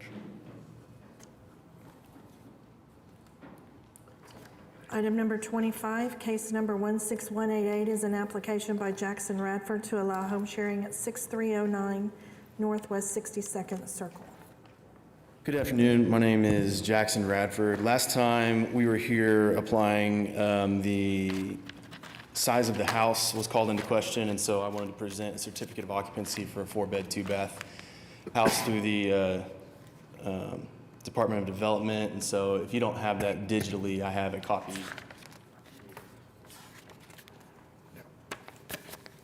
Certifying that it is in compliance. And given that we are applying for a short-term rental exception for occupying 9 guests with 5 vehicles in the parking space with quiet hours of 9 to 9 for 1 year. I don't have anybody signed up on this one. Does anyone want to address the board on this application?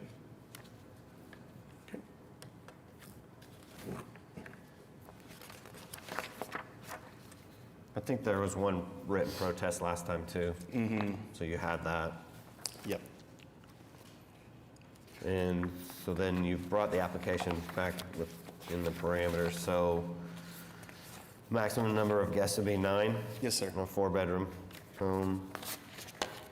Quiet hours revised from 9 p.m. to 8 a.m. Yes. Maximum number of vehicles to be 5, no on-street parking for a term of 1 year. Correct. Nothing else? Good, all right. Motion to approve case number 16188 for the purpose that it meets the statutory requirements for the special exception with the following modifications. Maximum number of guests shall be 9, quiet hours from 9 p.m. to 8 a.m., 5-car maximum, no on-street parking for a term of 1 year. Second. Okay, we have a motion and a second. Cast your votes. You're approved. All right, thank you. Item number 26, case number 16134 is an application by Laith Arari on behalf of 201 Northeast 15th Street LLC to allow home sharing at 201 Northeast 15th Street. Hi, my name is Sami Ibrahimi on behalf of Laith for 201 Northeast 15th Street. This was a continuation from 6 months ago for special exemption for home sharing. We're happy to take any modification on hours. I did want to see if I think I wrote 8, but if we can go up to 10. It's a large new house. It has 4 bedrooms, 2 living spaces on 2 floors, and 2.5 baths.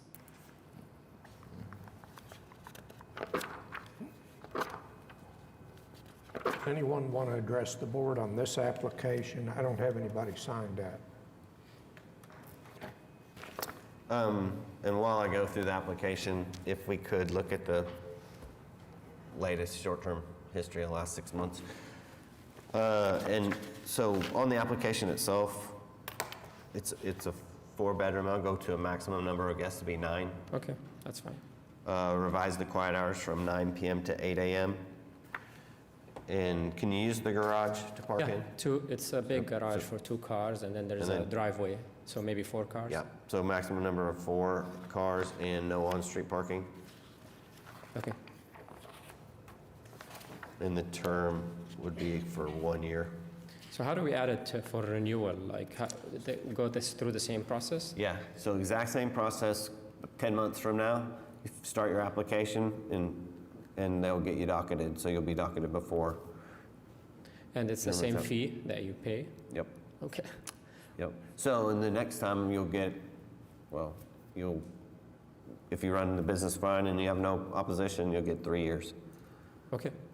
I'm glad to hear some of the rules change. We operated this for like 5 months, and now as soon as we knew about this, we took it off short-term platforms, and we've been made to wait 6 months, taking it off the market, even though like we wanted to seek compliance as soon as we knew by chance that there was this rule.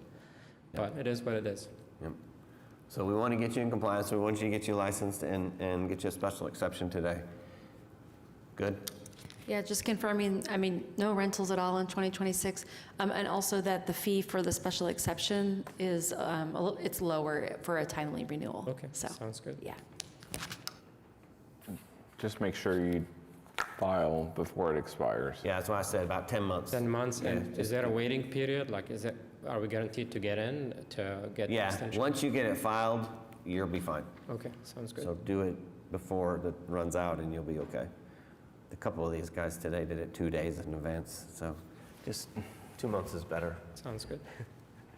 Make a motion to approve case number 16134 for the purpose that it meets the statutory requirements for the special exceptions with the following modifications. Maximum number of people shall be 9 quiet hours from 9 p.m. to 8 a.m. 4-car maximum, 2 in the garage, 2 in the driveway, no on-street parking, and for a term of 1 year. Second. Okay, we have a motion and a second. Cast your votes. You're approved. Thank you. Item number 27, case number 16259 is an application by Tyler Johnson, Gateway to allow home sharing located at 1630 Northwest 35th Street. Good afternoon. My name is Jalen Roberts. I'm appearing on behalf of Tyler Gatewood for the property location at 1630 Northwest 35th Street.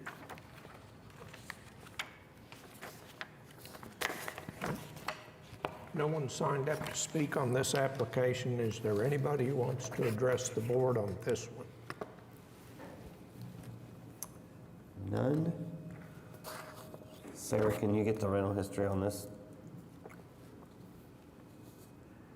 So, just help me through this. There's 2 houses on this property? It's a fourplex. So, a fourplex, so 2 structures looking? And, Yes, sir. And then 2 and 2 in each one? Yes, sir. And you're trying to do one? When you say one, what is that? Like one of the units? What is he trying to rent? Or do a special exception for short-term rental? For both of the units. All 4 units? All 4 units.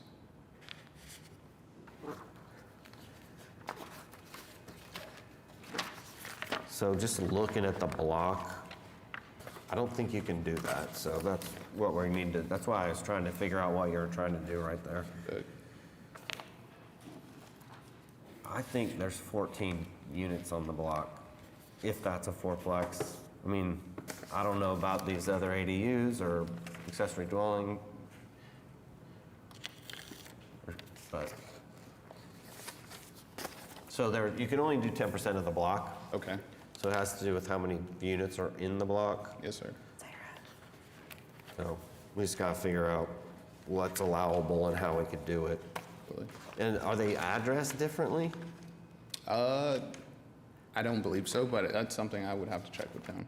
Because right now it's just one address. Okay. So it's probably, so I don't know how it would work. It might be one of the quadplexes. Okay. Just one unit, which would be just a 2-bedroom. So let's say that that's the case then. Okay, we'll let them kind of see where they are on that. Absolutely. Okay, this is a similar situation where we have one address. You're allowed to home share, you're required to have a license and a special exception for every dwelling unit.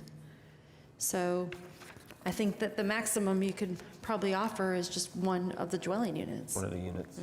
That's kind of what I was thinking. And he was applicable to that. So we're gonna do one of the units, Okay. which is a 2-bedroom structure, or 2-bedroom home, right? Okay, yeah. I guess, how do we document that? I was gonna mean, say they'll figure that part out, I guess. Right. Are you advertising right now? Do you know? Say that again? Are you advertising right now? Yeah. on one? I believe he is. I'm not too sure on what side. Yeah, I should have looked that up. Let's see if I could find the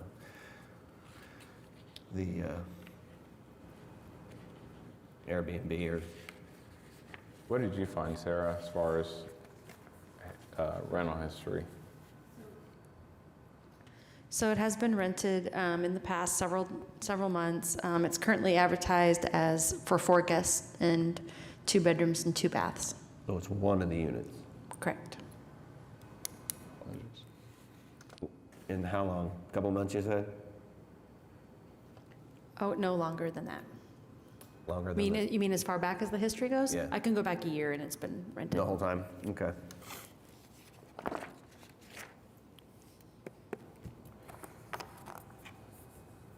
So, do you know how they park? I know that street parking, they have one additional parking spot for. Kind of big covered area and one place to park, and I just didn't know how everyone was sharing the parking. I think that garage is up for use as well as one additional street parking side.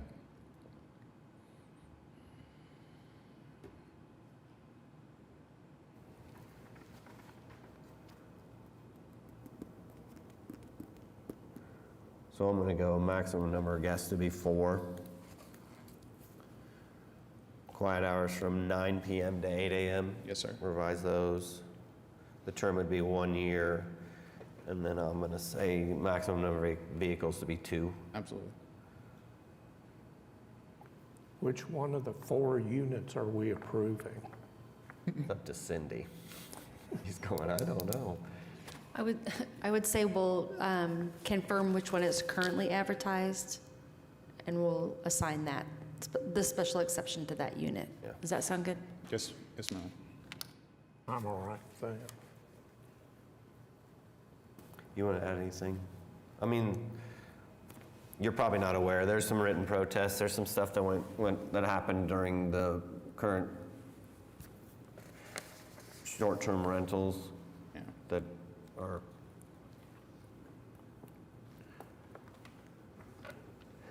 Are you just a friend that's helping? Yeah, I help manage the properties occasionally, but just a friend, basically, yeah. So do you have knowledge of the protest, the information that's in the protests here? He gave me a little bit of information about it. I heard there was an incident once with someone possibly being hurt, but Does he mainly manage it and you just help out when he needs help? Absolutely. Is he local? He is, but he's currently out of town right now for work. So my issue is that there's some pretty heavy stuff that's listed in the emails from protesters, and I don't want to be dismissive of that. Absolutely. And so if you don't feel like that you can adequately speak to what's happened and particularly what's changed in the management since these events have unfolded to ensure that this type of activity doesn't continue, I think the best thing that I could do is just continue it to allow the owner to come here and address this situation himself. Okay. If that's what you think is best. I do too. I think that's probably the best way to handle this and discuss the management of the property. Absolutely. And that way, you don't have to refile or anything. We'll just set it to the next available. July 16th. July 16th? Thank you, guys. Yeah, there's not a meeting before then. Okay. We'll just defer it to July 16th. All right, motion to defer case number 16259 to the July 16th, 2026 meeting. Second. We have a motion and a second to defer. Cast your votes. We'll see you back next time.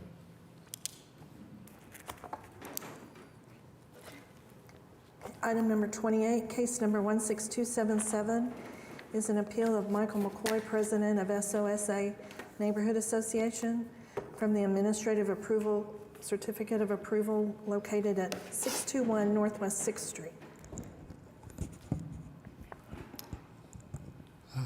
Hello again. My name is Jeff Sabin, Center for Economic Development Law, 301 North Harvey, 100.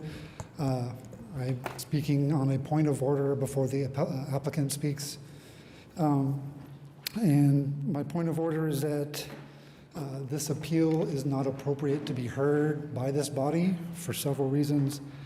The primary one of which is that the appellant basically does not have standing to make this appeal, both under the Board of Adjustments adopted bylaws and under city code and state statute and appropriate common law, providing for what an aggrieved person is.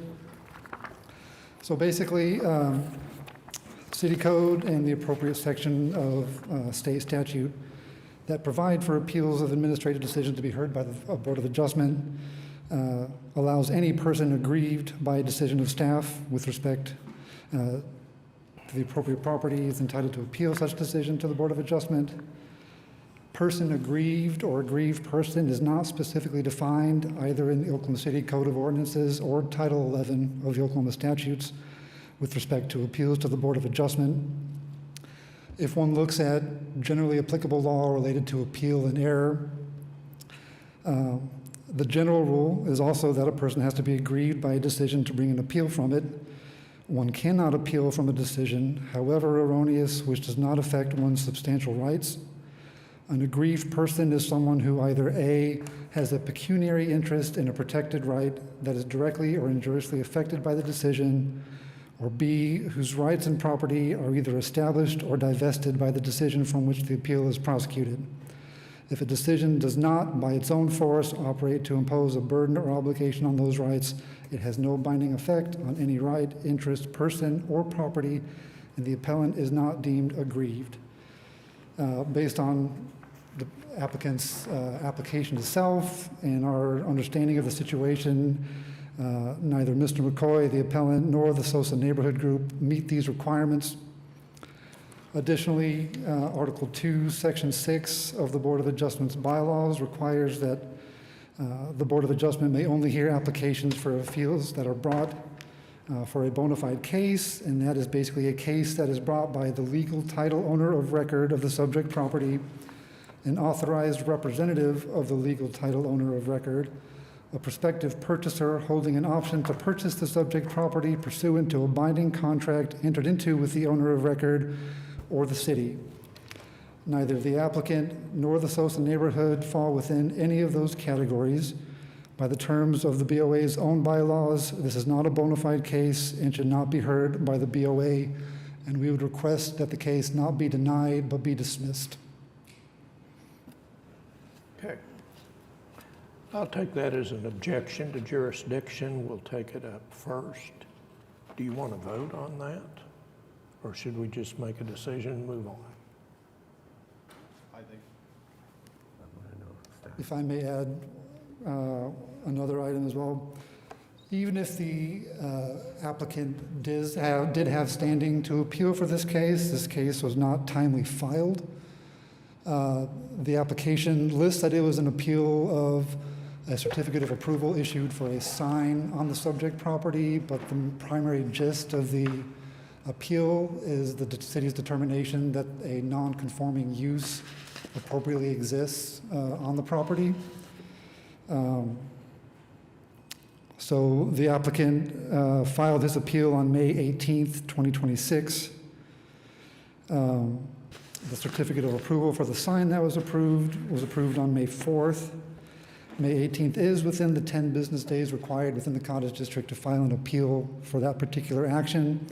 However, per an email from April 15th, 2026, which was included in the backup materials provided in your packet, there is an email exchange between Christopher Smith, the city's code enforcement superintendent, and Michael Philbrick, senior planner with the planning department's current planning and urban design division, that the city had come to a conclusion that, and this is a direct quote, the legal non-conforming status for medical service uses on the site did not lapse and remains intact, and that because of this, the current business that has occupied the building on the site is a lawful, established legal non-conforming use. The administrative decision that the legal non-conforming use had not lapsed was therefore made on or before April 15th, 2026. That decision was communicated by Mr. Philbrick to Patrick Finley, the principal of the property owner LLC, via email on April 22nd, 2026. Based on the above, the timely filing of appeal on the decision of the legal nonconforming use status would have had to have been filed on or before April 29th, 2026, which is the date that was 10 business days following April 15th, 2026. At the very latest, that 10 business day filing deadline, if it were measured from the date Mr. Philbrick informed the property owner of the decision, so from April 2022, that date, that 10-day business day period would have been May 6th. Mr. McCoy did not file his appeal of the certificate of approval for the sign, not the use, until May 18th, 2026, well past the filing deadline required by city code. And frankly, even if it weren't in the cottage district or one of the downtown design districts, it's beyond the 30 days of April 15th. So with that, this case should not be heard. It should be dismissed. Thank you. Is Mr. McCoy here? You want to respond to his jurisdictional argument, please? Yes, good afternoon. I do feel like I need to be asking for home rental or home sharing instead of where we're at, and unfortunately I'm last. But my name is Michael McCoy. I live at 609 Northwest 6th. I also have additional property at 605 Northwest 6th. I am the current president of the SOSA Neighborhood Association, which basically is the cottage district. And for those of you that are not aware, it is that section of Oklahoma City that's just south of St. Anthony's. We have created quite a little neighborhood there. We have approximately 50 architecturally unique homes in that area.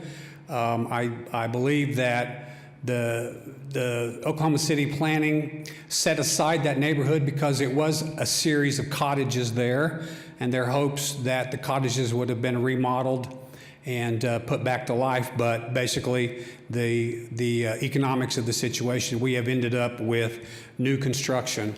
The idea is, what is kind of unique is the fact that the cottage district, one of the parameters that the Oklahoma City Planning Department has been pushing is density. And we have definitely increased the density of that area with the new construction. And part of the cottage district, it's a little bit unique in reference to a typical residential, is the fact that Oklahoma City Planning Review is required prior to any new construction or remodel, and that has to be done and approved prior to application for a building permit. So we have had to undergo quite an extensive process in order to be a part of that neighborhood, and we're simply trying to protect that process as the neighborhood moves forward. So just to kind of update, you guys have got the package of information that I furnished, and I kind of want to just go through some of the key points of that. Building owner. Let's I would like to make a point of order. jurisdiction. Hold it. Let's wait. The argument is jurisdiction. The approval was May 8. The appeal was May 18. To me, that's more than 10 days. That's what I want you to respond to first. We'll get into the merits later if we have jurisdiction. Okay, I'm misunderstanding. You want me to respond to why I'm appealing? No. Just the point Okay. of jurisdiction. The date. He says you're outside the 10 days to appeal. How do you respond to that? That we did not receive notice because we are adjacent to the property. It is typical for Oklahoma City Planning to issue documentation through mail, and the response date, I believe, was April 19th, and we turned in our documentation for the appeal prior to that point. That was the first notice that there was any process or progress by the City of Oklahoma City. I originally had sent in an action center request in December of 25. So we've been at this for a while. Okay. All right. Questions or comments from the board on the timeliness and jurisdiction?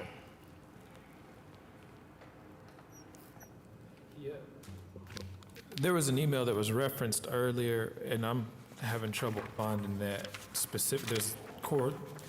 There's cited correspondence in the packet, but I'm not seeing specifically the email from staff. It's on the certificate of approval documentation. It's in one of the following pages. And you said that was correspondence between Chris Smith and, Michael Philbrick, okay, and the applicant was involved in, listed on that? the applicant was not listed on that. Okay, so I just thought I thought I heard you say that that's when notice was given. Notice was given by Mr. Philbrick to the property owner on April 22nd of the decision regarding the legal nonconforming use. So you're not challenging that the timeliness of the appeal based on the approval date of May 4th. You're challenging the appellant's ability to appeal based on his status or lack thereof of being an aggrieved party, and then the date is tethered to that? Not even necessarily the date, the status that neither Mr. McCoy nor the Neighborhood Association has a legally cognizable pecuniary interest or property right that is going to be protected or affected by the decision, and therefore he is both not an aggrieved party under state law, and he's also not one of the people who's authorized to issue an appeal or file an application with respect to this particular property under your bylaws. This is not a bona fide case. That's argument one. Yeah, I'm saying this, and that's my point. I'm saying two different arguments. The first is him having the standing to be able to file the appeal. The second is the timeliness. But if we set aside the original argument and we just look at the timeliness of the appeal, I don't see how he would have received notice. He wouldn't have received notice because he's not an aggrieved party. So that's why I was making the statement. That Well, yes, but your the argument the city makes decisions, internal decisions, interpreting the zoning code on a regular basis, and 9 times out of 10, if not more, there's no reason for public notice for those interpretations to happen. In this particular instance, with regard to the use argument, Mr. McCoy and the Neighborhood Association had a remedy that they exercised. They filed a complaint with the Action Center. The city followed through on investigating that and came to a decision on April 15th, if not earlier, that it was a legal nonconforming use and that the period had not lapsed. With that in mind, I mean, he's still not an aggrieved party. This is not a bona fide case. Pursuant to your own bylaws and general state law, the board should not hear this case.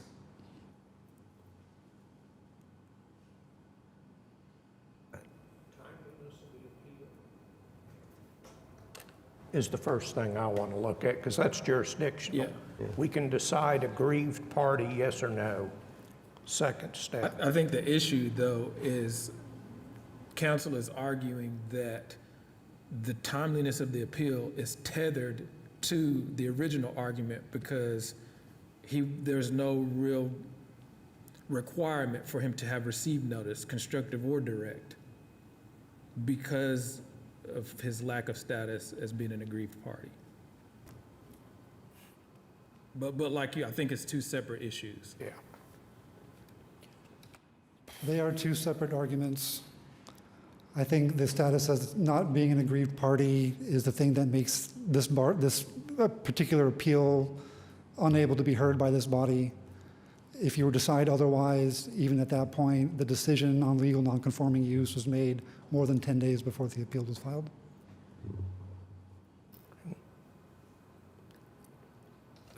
I think the only real concern that I have, I've not heard this particular argument before, and my concern with it, and I guess this is going to be a question for municipal council, is that if there's not anywhere in board bylaws or city code that defines and specifies who an aggrieved party is, how do we move forward in interpreting that?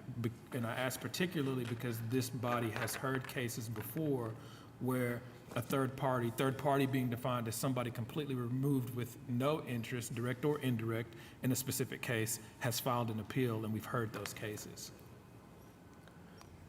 Chapter 59 defines aggrieved.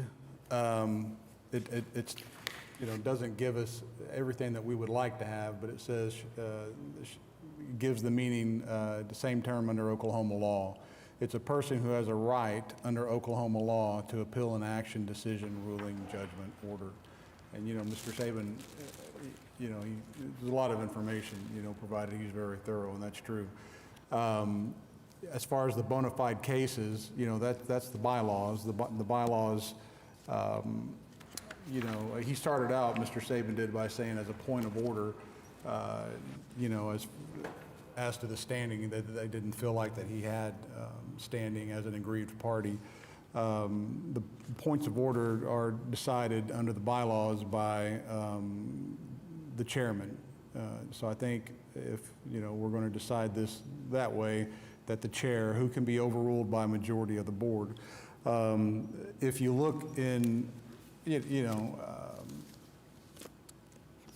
you look in under 4250.5, which are the appeals, it says any person aggrieved by decision. So I don't know that we're ever going to get to a clear-cut definitive definition for you as far as what aggrieved means. We can triangulate it with the data points that, Mr. Saban outlined. If the board feels comfortable, or if the chairman feels comfortable making the initial decision, and if the majority of the board wants to overrule them, that decision, if they don't agree with it, whether or not this should be heard or not. But as far as a clear-cut definition of what aggrieved is, you just have to triangulate it by, if you think it's someone that has an interest in this appeal that should be heard by the board, then that would be your decision going forward, and then they can challenge it. Mr. Saban and his client can challenge it later if they feel they need to, if that doesn't go their direction. But as far as, aggrieved, Chapter 59 just says it has the same meaning given under the terms under Oklahoma law. Now, if as to bona fide cases, if you look in that section of, that is section number 6, under, back here, Article 2, section number 6, as far as the board's only supposed to hear bona fide cases, they can only hear those applications for variances, special exceptions, and appeals brought by the legal title owner of record of the subject property or an authorized representative, a prospective purchaser holding an option to purchase the property in question pursuant to a binding contract with the legal owner or the city of Oklahoma City. So, but again, there has been history of this board expanding their understanding and their appreciation, maybe you could say, of what an aggrieved person is, and by hearing some people that wouldn't fall squarely necessarily in those definitions. So I think it's up to the board to make the initial decision. It looks to me like it's up to the chair to make a decision on a point of order. Because otherwise, how are you going to know what the decision of the board is, without whether, taking a vote or letting the chairman make that decision, and then the board either not move, expressing a desire to overrule that decision or not, which would be like a unanimous consent to move forward and hear it or not. I know that's kind of a long, meandering answer to your question, but unfortunately, there's not a lot of clear-cut, information that I can give you as far as a specific, clear definition of what, an aggrieved person is, without kind of triangulating it with those data points and the history of what the board has done. That's a scary thought.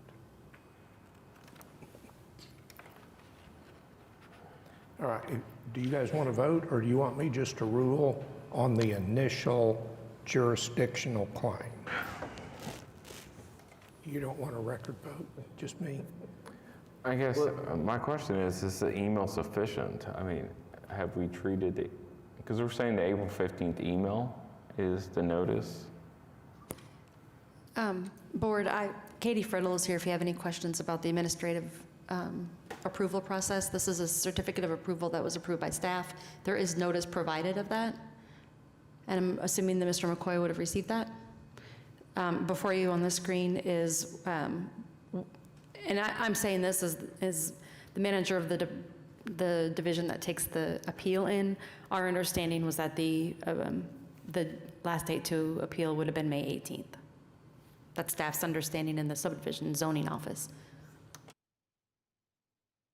I was on the issuance of the certificate of approval for the sign design itself, not. Correct. Okay. Yes, for the CA for the approval for a sign. Not, is that the same decision as the determination of legal nonconforming use? I'm not here, this is, this is before the board, but not me. I'm just I'm just advising the board that property owners do receive notice of the approval of certificates of approval. So staff's position. May I interject, just from my side? Just one moment. So staff's position is that the appeal was filed, it was a timely appeal based on that date, if it was filed on the 18th and the 18th was the last day to appeal? We advised Mr. McCoy that based on this certificate of approval that's before you on the screen, the last date to appeal the certificate of approval issued for the sign was May 18th. How did you get to May 18? It's May 4 plus 10 is 10 4. business days. It's business days for design. I apologize. Okay. Okay. I'll go with the appeal is timely. And now let's take up aggrieved party and standing. Thoughts? Well, only thing I'll share is my first thought is that I think there's significant precedence implications here because of previous cases that we've taken and for cases that we'll likely take in the future with how we determine an aggrieved party. So that's all that I'll add is that I think that it will extend outside of just this one case. Yeah, same. I'd take a recommendation from the chair on that point of order also. I think he's aggrieved. And I stand corrected and apologize for counting days wrong. Appeal is timely. And I think the SOSA Neighborhood Association is aggrieved, so he's got standing.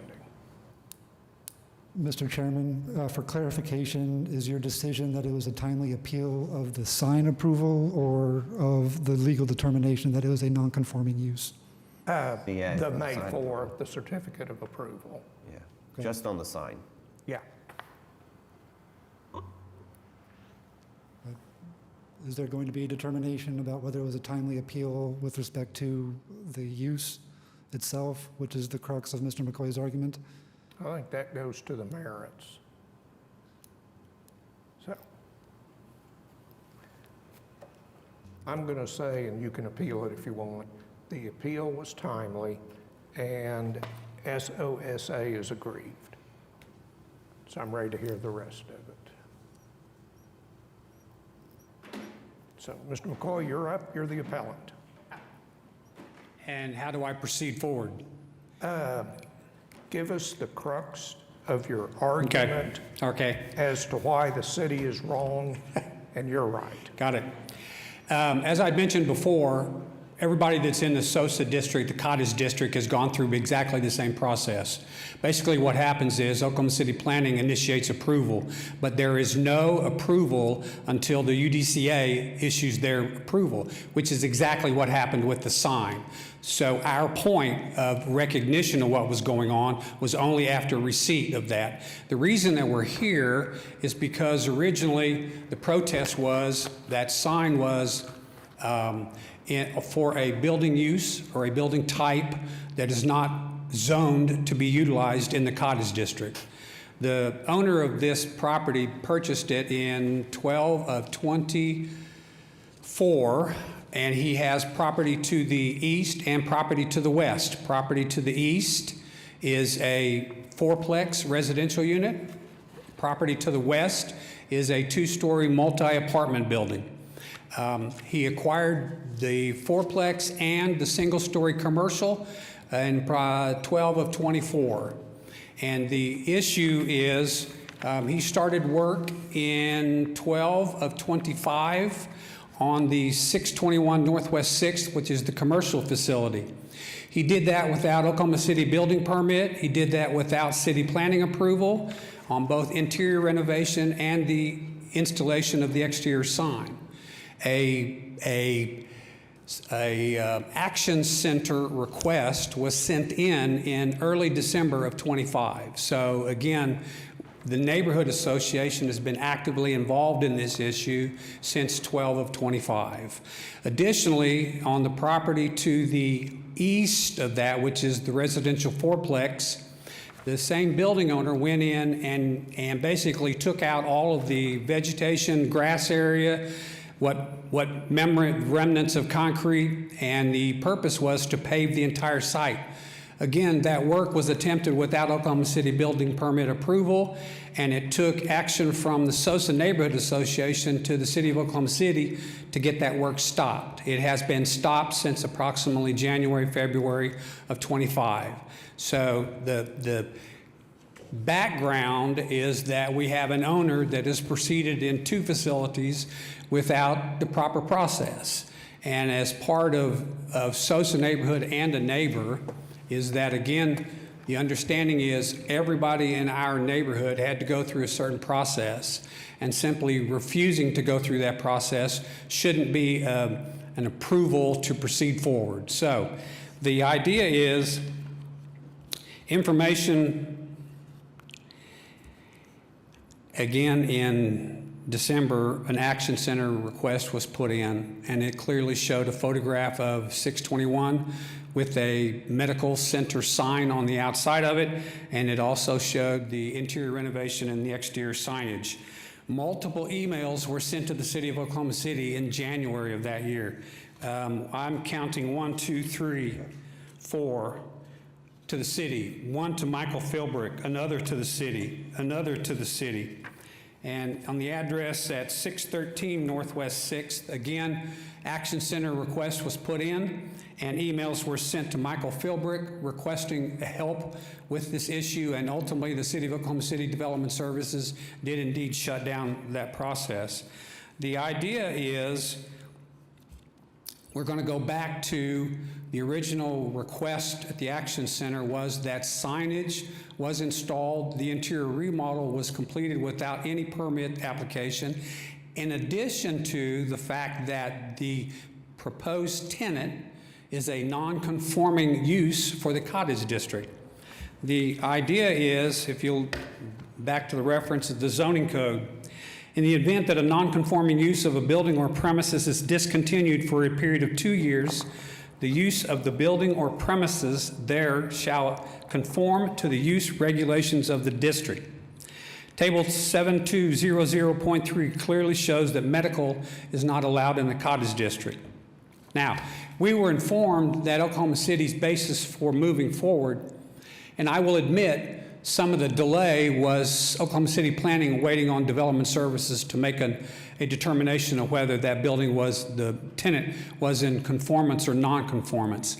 Ultimately, it is our understanding that they used utility bills as the determination to verify that that building tenant would have been in conformance. We take the stance that the use of utility bills does not present evidence of the use of the building and only represents an agreement of a utility company to provide service to the building. There is no implied use of the building nor its occupancy that is a part of the service of delivering a utility commodity to a property or a building. And any reference to substantia on the utilities would not be incorrect, as they were on the property deed, but they were the building management and they have never occupied the presence.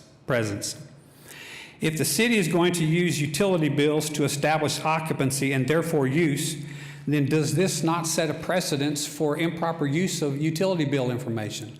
My proposal would be, if the city establishes a precedence of me paying the bill for a non-conforming space, is the city going to say that the building is in conformance because a resident is paying the utility bills? So I'm saying it cannot go both ways. It has to go one way, and that would be the discontinuance of the use of utility bills.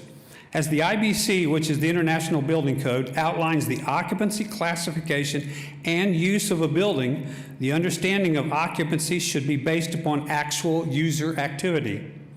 There are no references to utility bills in the IBC that would be used to establish occupancy or use. There has been no occupancy of this building since September of 2022, clearly showing that placing a medical use in this building is incorrect. Additionally, it is typical for a building owner to keep utilities on, simply for the purpose of providing a proper environment in an attempt to lease the building and/or to protect water lines, et cetera, during temperature swings. So it is not unusual for a utility bill to be continued for a vacant building. And again, with that being said, I'm requesting, or that we're requesting, that the approval of the sign on May 4th be repealed and that the usage of that building be in conformance with the cottage district requirements and not in nonconformance. You will see as part of the information I've turned in is multiple emails to the City of Oklahoma City and Michael Philbrick requesting meetings, passing on Action Center numbers, photographs, et cetera, and we provided proof. We provided multiple levels of proof to the City of Oklahoma City. One of them was actual conversation with the original medical tenant, which left in September of 22. It was a dialysis facility, and they left because the HVAC equipment became inoperable, and therefore they could no longer provide that service inside that building, so that tenant left. Multiple Action Center case numbers were issued, clearly showing vacant lobby, vandalism, for lease signs, and trash issues covering 2023 through 2025. Conversation with the leasing agent for the previous owner, which is Price Edwards, confirming that no leases were issued from the date of the previous medical tenant to the transfer of ownership of the property. Multiple photos showing for lease signs were furnished to the city covering this period. Conversation with the leasing agent for the current owner. Again, no lease created in 2025. And there are photographs of that for lease sign at that facility during that period. Trash service was discontinued in early 2023 due to vacancy of the building. The adjacent property tenants were utilizing the dumpster at that location for their trash service. The original owner of that building discontinued trash service, and ultimately it got to the point with help from the Action Center that the dumpster was removed. So there has been no trash service to that building since middle 2023. Both parking for all three spaces have been utilizing that parking lot. The previous owner had been allowing the tenants of the adjacent properties to park there, but evidently in attempting to lease that building, there were multiple times where he issued notices to all the people parking in that parking lot that they would be towed, and there were multiple cars towed from that property. And I will end with conversation with a commercial leasing agent in April of 2025 that reviewed that space and said that there was still remnants of the dialysis center still in place in April of 2025.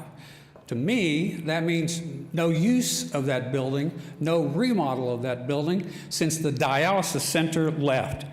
There's been no signage on that building since 2022.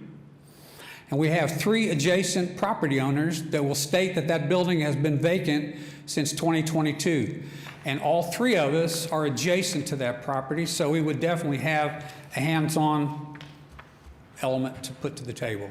So our point is that we believe the statute states if there's 2 years of an unoccupied building, then that space cannot go back to nonconformance. And we say that building has been vacant since 2022. That is more than a 2-year period. That therefore puts the current tenant in nonconformance. Again, we ask that the sign approval be rejected and that that tenant be required in an approved time span to vacate that space. The issue that we have is that once we open the door, then we've just pushed that animal further down. And so what we want to do is, I said before, the idea is we've got a great neighborhood, and we're simply trying to protect the design guidelines that Oklahoma City Planning has imposed upon the Cottage District. We've had multiple meetings with them, and the idea is to enhance and continue the growth of that area. Questions, comments from the board? I just have a question for Katie.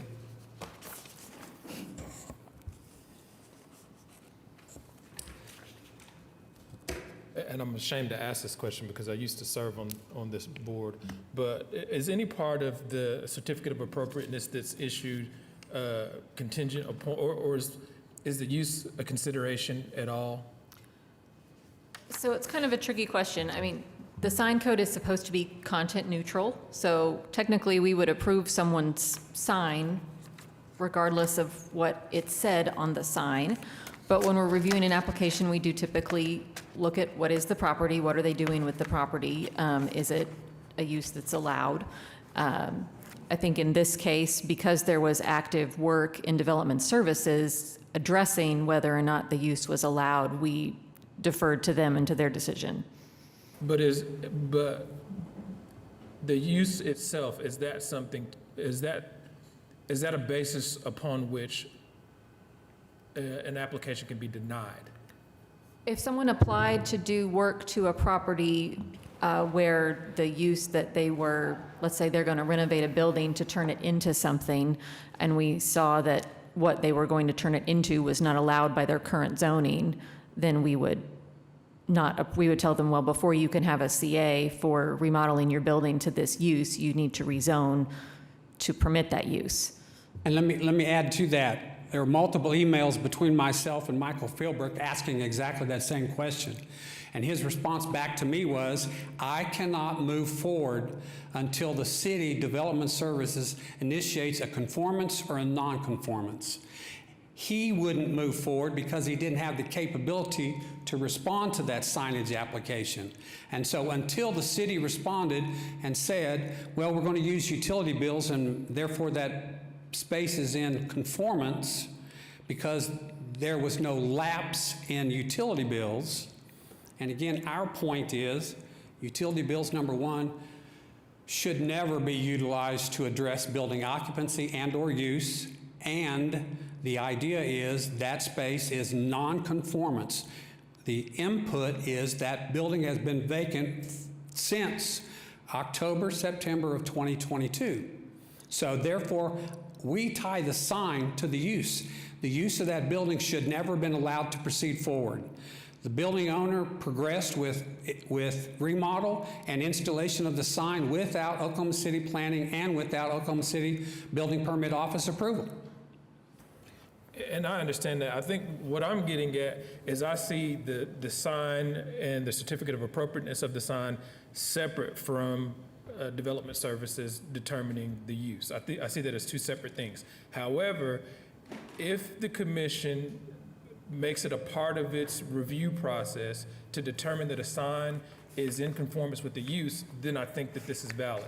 But if that's not the case, then I think that it's I don't think that the appeal is appropriate given the fact that we're talking about certificate of appropriateness of the sign, not necessarily the use. I completely understand. But Oklahoma City Planning has responded that was a part of the decision process. So it was on the table. Well, and that's what I'm trying to clarify now. And so if it's the city's position that I can't operate a burger shop and then put a sign up for hotels, then I would agree with you, sir. But if we look at the language about the content being neutral and not being able to limit it and say, well, all we're going to look at is the appropriateness of the sign. If it's appropriate for the area, we're going to look at it absent whether or not it's appropriate for your use, then I think there's a disconnect. But again, the response from Michael Philbrook is he could not approve any application or certification of application for that signage because he knew that the intended building use was not in conformance with the zoning requirements for the Cottage District. He had to wait until the city of Oklahoma City deemed through utility bills that building hadn't been vacant for 2 years. So the decision process of the appropriateness of the sign was indeed a part of planning's process. They knew about it. Katie, is that your understanding? Yeah, so yes, we would not issue a CA for something to be done to a building as part of the building being used in a way that is not permitted by their zoning. And they'd already been notified by us that that building was intended to be a medical. In fact, he responded and said medical is not allowed in the cottage district. If I could interject, they would not move forward even with the application for the certificate of approval for the design until they had made a determination about legal nonconforming use. And as you can see in that April 15th email, that exchange between Mr. Philbrook and the city's code enforcement superintendent, that decision was made at that point, at which point that application was moved forward. That it was a separate decision outside of the design review for the sign. However, the use of utility bills in determining whether a building is vacant or not is an assumption. And what the city of Oklahoma City has been furnished was factual proof that that building has been vacant since 2022. So I say that it is appropriate because reality versus assumption should be taken into consideration. The decision to determine whether it was a legal nonconforming use is not a specific finding in the certificate of approval for the design. And that's what's being appealed, and that's what you guys had ruled was an appropriate, he has standing to appeal and was timely, was an approval of the design of the sign issued by the certificate of approval. Nothing in the city code or in their actual filing, it's part of the processing that they had to make that decision, but that decision is separate from and not reiterated in the actual issuance of the certificate of approval.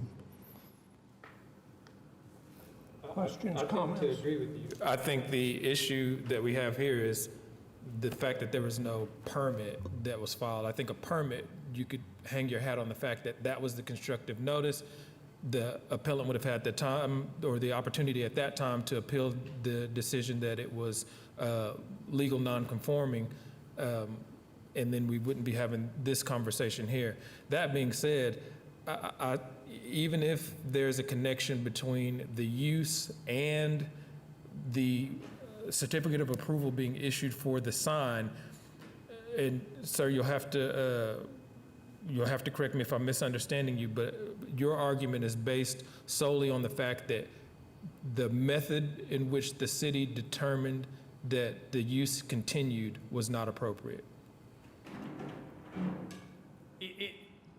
That indeed would be part of that. However, I will also add all of the emails and the information that was forwarded to the city that was not addressed. And if you read his email, there's absolutely no reference to the information furnished to them stating that the building has been vacant along with proof since 2022. His email references the use of utilities only. And again, I will revert to International Building Code, which references no comment about utility bills determining occupancy or use of a building. So the process of approval, I think, is flawed based upon Oklahoma City's adoption of the IBC. If the applicant has been providing these complaints through the Action Center from December 2025, if not earlier, they were under consideration by staff when they made the decision that it was a legal nonconforming use. And that decision was made again on April 15th, 2022 by the Superintendent of Code Enforcement. A separate issue from the sign design for which the certificate of approval was issued and for which this appeal has been filed. And therein lies the problem. I don't think you can appeal a decision. It wouldn't be a timely appeal to the decision that it was legal nonconforming use. However, there's no way that he would have been notified about that. But just as counsel says, that's a part of the normal process. There's no requirement to provide public notice of an administrative decision that a project is legal nonconforming.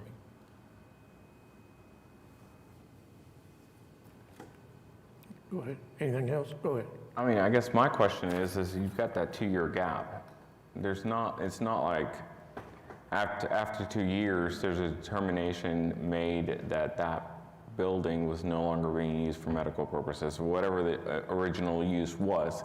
That statute is self-executing.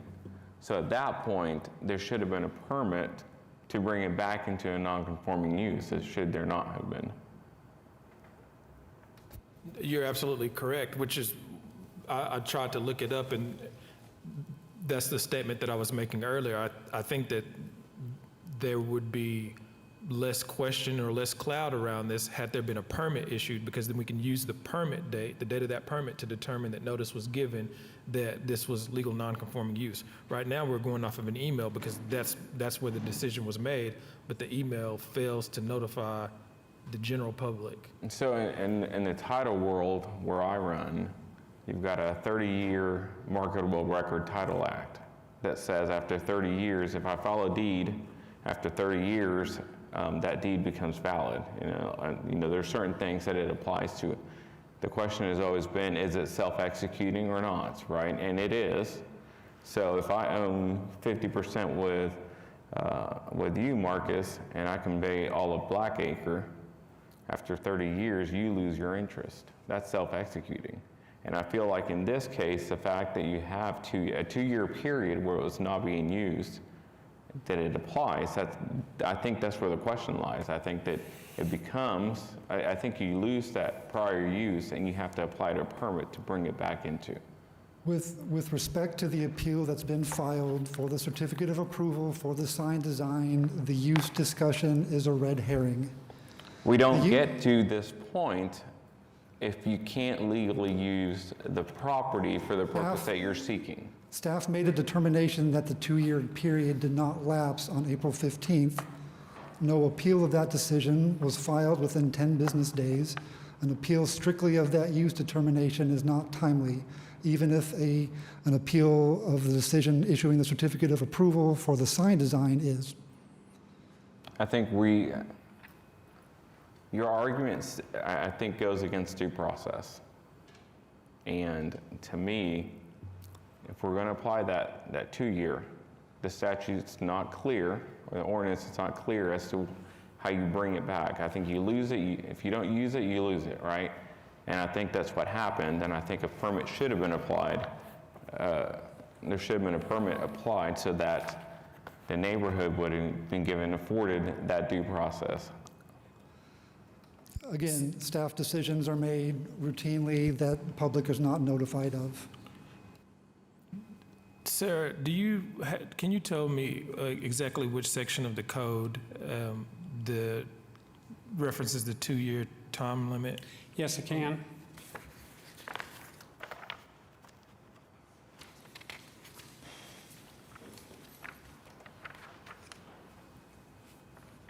That is 1500.2. And it states specifically, paragraph B, effects of discontinuance. 15200.2. 15200.2, yes, sir.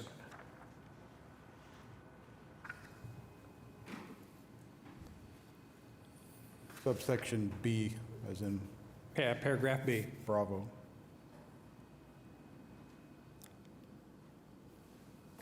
It's this page right here, Marcus. And it's on my email, yeah.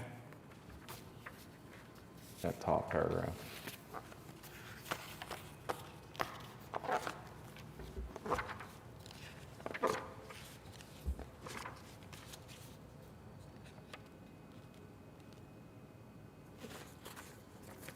To me, if that statute is self-executing, I don't think you can revive a non-conforming use by an email only. Again, city staff made the determination that that 2-year period had not lapsed, and they made that decision on April 15th, 2026.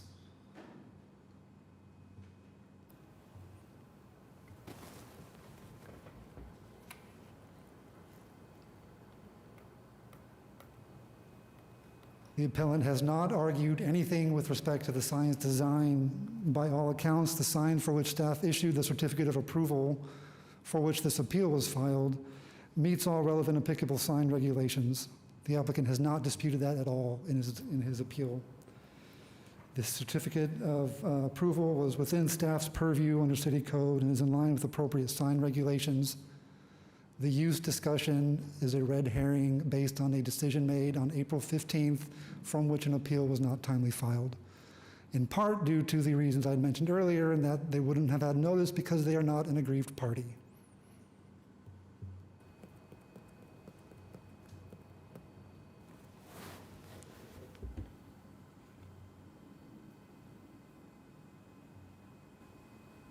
For me, that sentence is pretty clear, obviously. It says the discontinuance of a use. And we have multiple information that states that building has not been utilized or occupied, period, since 2022. All And the information of only which option has we been- had for appeal was when we received notice from the sign, and that was our only opportunity we could respond back to the city, because obviously I had already exercised the potential of the Action Center starting in December of '25, and multiple emails to individuals at the Department of Services outlining the fact that that building has indeed been vacant, and that the proposed usage was in nonconformance according to that statute. The table for the cottage district clearly states and clearly shows that medical is not allowed. Our only opportunity to respond was through an appeal process for the sign. Their only remedy also involves inclusion of these Action Center action item requests. And all that information that they provided was provided to the city in advance of the decision that was made on April 15th.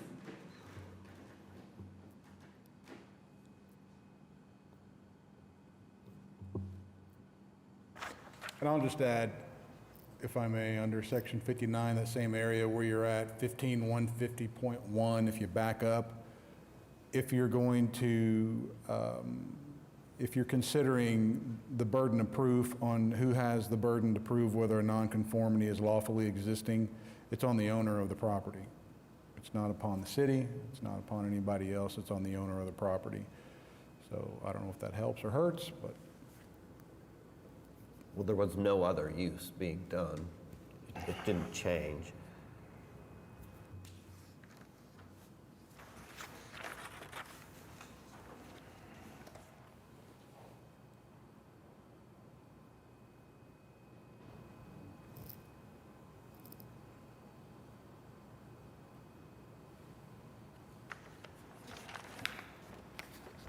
Yeah, I mean, I feel like the burden was on the property owner, and they took that burden by introducing the utility bills. The question is whether or not the utility bills are sufficient as to establish use, and I don't, unless it clarifies earlier, I don't see where use is defined.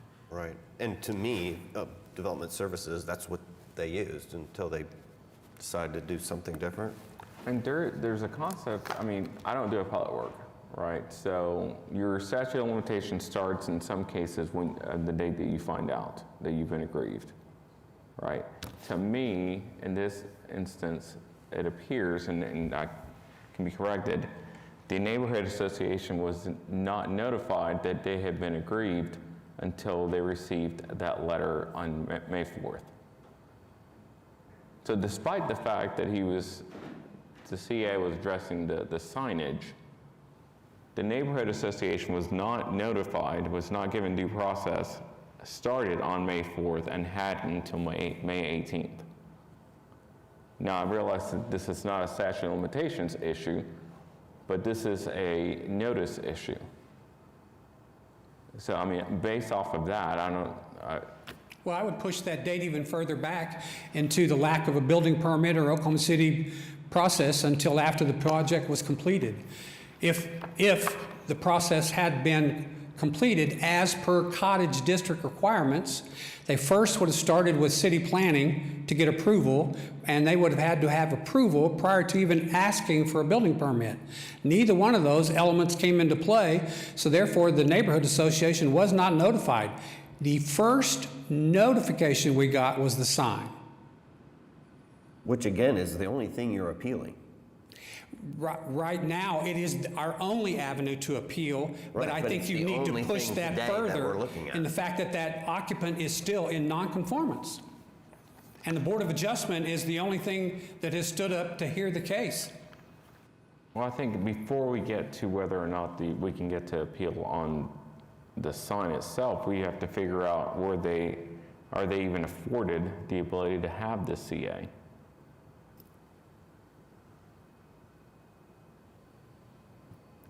Again, I mean, if that's what they're appealing on. Someone wants to... The process that the city staff took in administratively approving the CA for the sign. That's the appeal.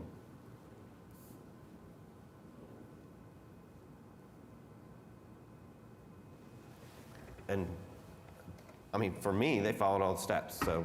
They did follow steps. The only part that I'm struggling with is, I do agree with the appellant that this is the path that it would have had to have taken, which is why I asked this question to Katie earlier. If the sign approval was something that happens absent the use or determination about the legality of the use, then I don't think that I think this becomes black and white. You can only appeal the sign itself. But because there's no process throughout this whole process, there's no point in which notice is going to be provided to the public until the CA is issued, then I think that's where the argument is that this is the only way I can appeal this.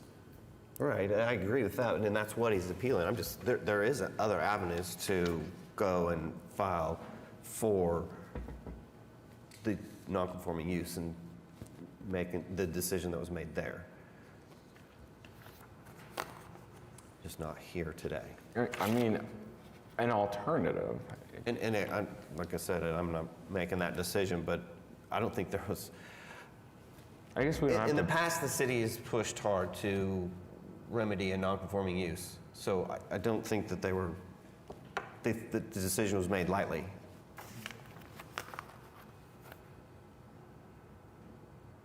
No, I agree with that. The fact that Michael Philbrick and Oklahoma City Planning could not move forward with the C of A request was because they were not notified that that building was in compliance. So the issue of that use being in compliance or non-compliance, I think, is very much a part of the approval of that sign. You cannot disconnect those two. And they had all of your documentation on multiple emails, which are part of the packet that I sent, and they included photographs, dates of Action Center numbers, the reasons for the Action Center numbers, and I've outlined over a half a dozen individual reports of non-occupancy of that building, and the city had access to that. What is and yet what is still ironic made the decision to move forward. Is none of that stuff was listed on his letter. The fact that the city was not willing to move forward with the certificate of approval process until a decision had been made on legal nonconforming use, I think supports our position that that decision was made on April 15th. Is there a process when the city is notified and given information to respond in this situation? You know that you have, what I'm trying to, I guess, flesh out is that if you have a neighborhood association that is bringing into question the use of a certain property, is the city not obligated to give and respond to? If he would have filed to respond to the person bringing that information, or do we just not answer and move forward? Because and that's at the Action Center level. Because if someone brings an Action Center or submits information and say, I think we've got this, then I think you can separate the two, that he's not being given an answer and an opportunity to appeal, and then we can address the sign issue separately. So I'm not aware of anything that requires, like if you're saying legally, obviously you've brought it up, due process is notice and an opportunity to be heard. Correct. That's the core elements of due process. As far as does the city have a responsibility at the Action Center level, I'm not really sure. I know that they do, as a matter of policy, try to follow up, and they tell complainants and people who have expressed concerns that they will follow up, and it's going to be routed to the specific department, and then once the Action Center hears back that they'll pass that information along. I don't know that there's a requirement necessarily, but if you feel like there's due process issues, then, then so be it.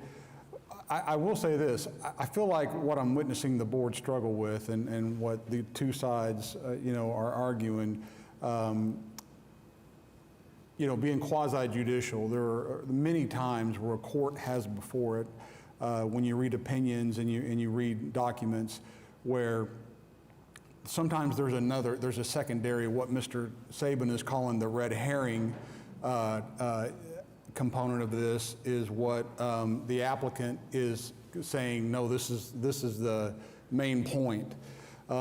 Sometimes courts don't go answer that question downstream, and they just deal with the question that's in front of them, and they leave that question unanswered because they're just dealing with the question that's in front of them. And the question that's in front of the board is whether or not a certificate of approval for a sign to be installed on this east elevation of the building, and whether or not the issuance of that CA was appropriate. So if you want to, what I'm feeling Member Noble saying is, and correct me if I'm wrong, is we're just really concerned with how our staff came to that decision and what they normally use to come to that decision. But then I feel what the other two members are struggling with is that downstream question is this even a proper use at all? And you can argue, well, the sign is not appropriate if the use is not appropriate. Correct. And so you would be basically making that decision downstream that the use is not appropriate, that this is a non-conforming use.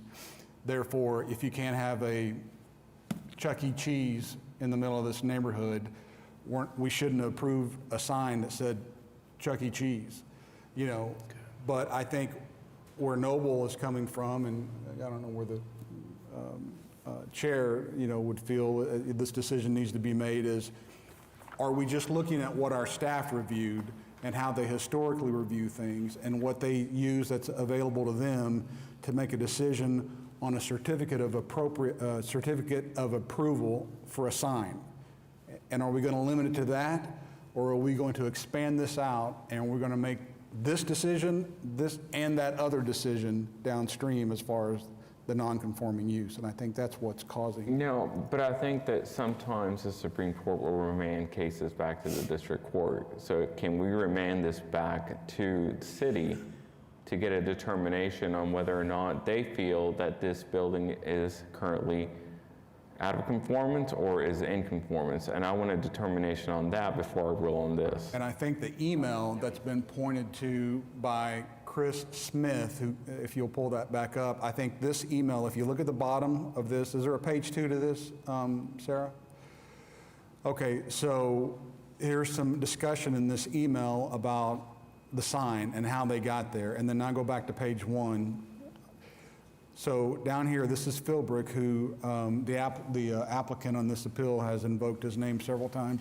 Just to confirm on this point, based on your research, your conclusion regarding the medical services use on this property is that the legal nonconforming status for medical service uses on this site did not lapse and remains intact, and that because of this, the current business that has occupied the building on this site is a lawfully established legal nonconforming use.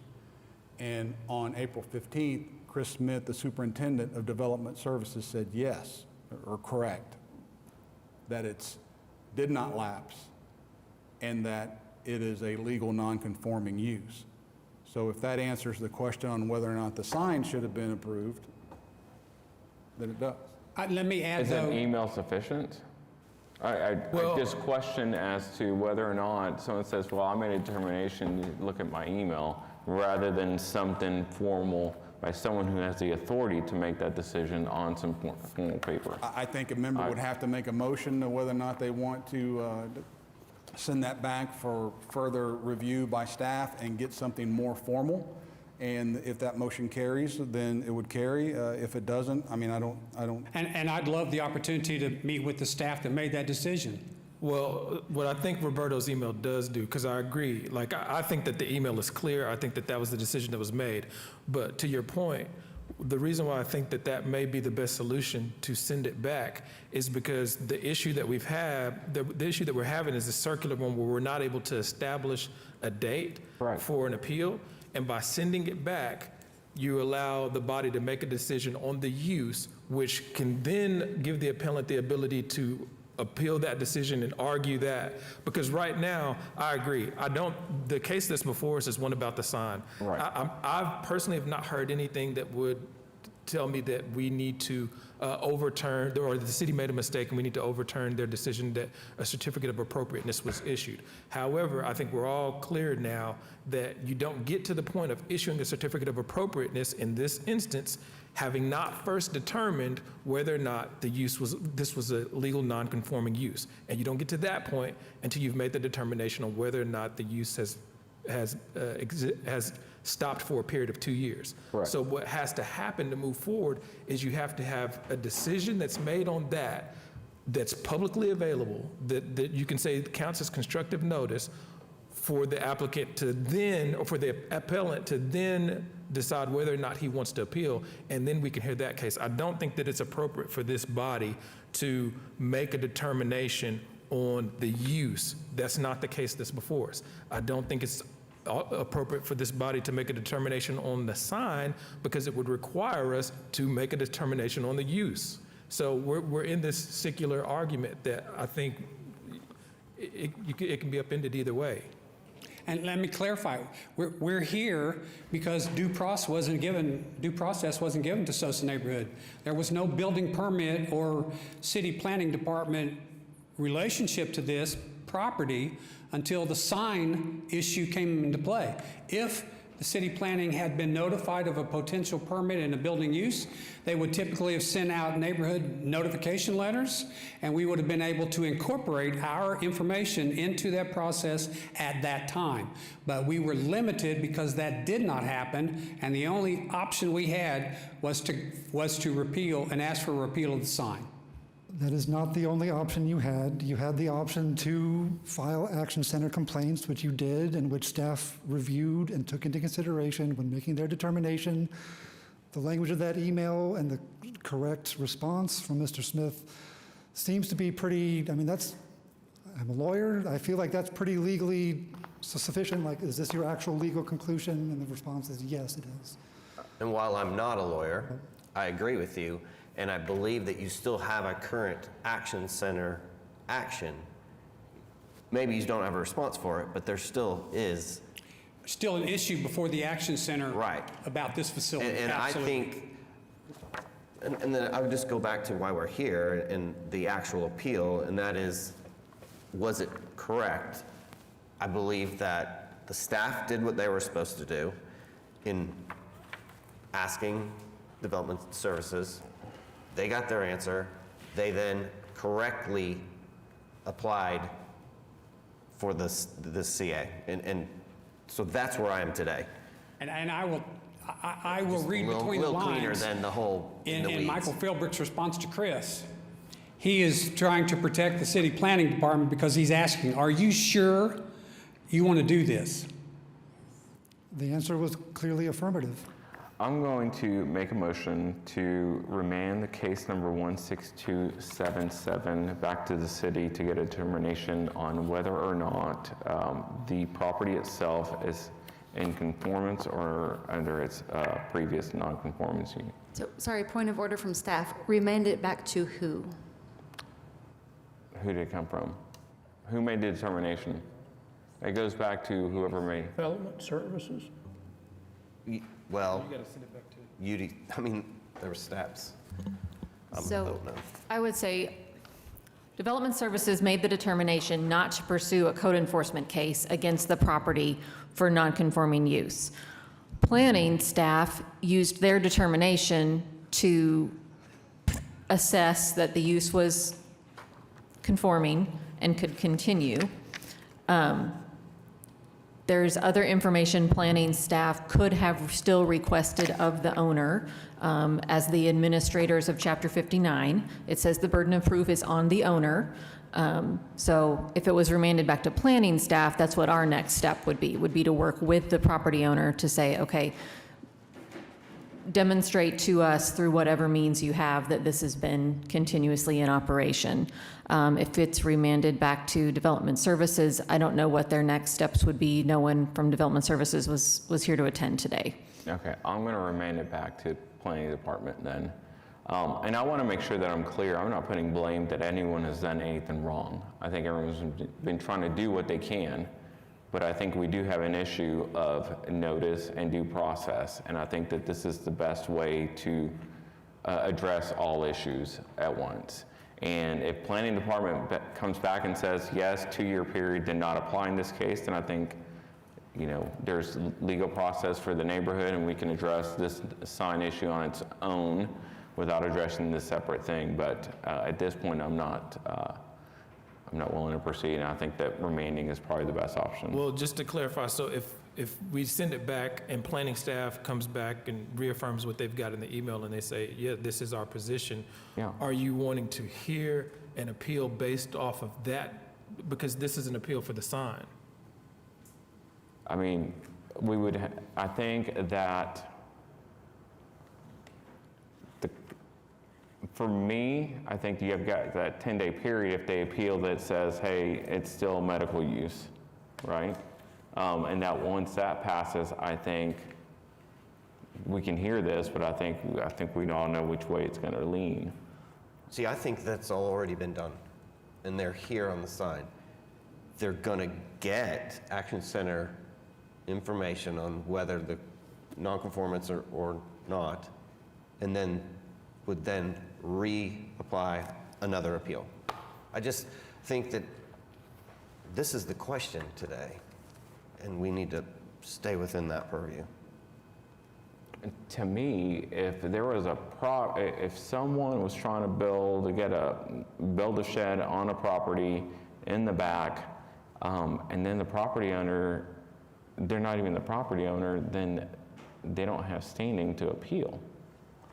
Or, you know, bring that before the board. Standing to build it either. Right, but they have to have ownership. I mean, you've got to have some surety on these other issues, and we wouldn't give them, say, you know what, we're not here to make a determination on whether or not you own the property. You applied to have a shed, put in your backyard that's non-conforming, yeah, we'll give you a variance. That's not what we would do.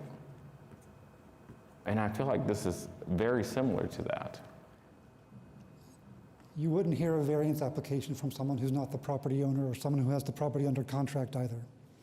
And again, I know you guys ruled appropriately that they're an aggrieved party and all that stuff.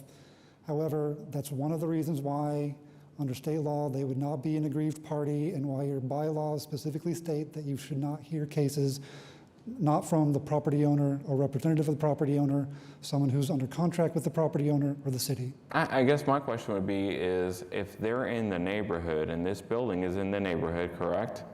Right? And the neighborhood does not allow this use, how are they not an aggrieved party? It's not the neighborhood allowing or disallowing the use, it's the city. I think that the aggrieved party is pretty loose in this case. So I respectfully disagree with your argument as to whether or not the neighborhood is aggrieved or not. It's the I'm city's still going code. to make the motion, and I'll see where we're at on this. So, can you clarify the motion? So I'm going to make a motion to remand to the planning department to get a determination on whether or not they feel that this building is still retained its prior use, or did they lose their use as to the medical use that they previously had based off the 2-year statute. I mean, shouldn't you be remanding it back to ask the question of the appeal and not what happened down the road? I mean, to me, you ask that, and then they have to then go back to the determination. So you're saying as to whether or not it was appropriate to grant the CA? Yeah. And then they let them. Gotcha. Okay. Well, and before we do that, the only other thing I need clarification on from council is, if this comes back, regardless of who we remand it down to when it comes back, do we have the ability to make a determination on the use, since the case that's before us is the certificate of appropriateness of the sign. We've established that the two are connected, but procedurally, can we make a determination that the sign should not have been approved based on the fact that the use was no longer legal nonconforming? I think you would, my mic's not working. I think you're limited to what you have, the appeal that's in front of you. I think, I feel like earlier in the agenda, there was a non-conforming use that lapsed, that with the automobile situation, and the variance was approved. And so I think I like what Mr. Noble is saying as far as like the, just have them tell us how they made their decision to, support their decision if you're going to send it back and what they made that decision on. I don't think the board should go beyond whatever information they get from the Planning Commission, if that's who this is going to go back to, and then come back to them. I don't know that you should go beyond that. I think you should just limit it to whatever the decision that you have to make based on the information that's presented to you on the appeal or whatever that decision is. I don't know if that answers your question or not. Probably not. No, that does answer my question, because the only reason I support sending it back anywhere is to establish a timeline by which you can hear the merits of an appeal of the use. If that's not going to happen either way, then there's no point in sending it back. That's what I said before. I think, just for me and for my determination on the case, I would deny the appeal. I would then let the applicant pursue the claim with the Action Center and work that, because that's really his grievance, not the sign. I know. But the only option that the city of Oklahoma City has given me is right here. Today. Right here. Right. When I've already notified the Action Center, when I've already notified multiple people, the Development Services and Oklahoma City Planning, of the information that we had that building was in nonconformance.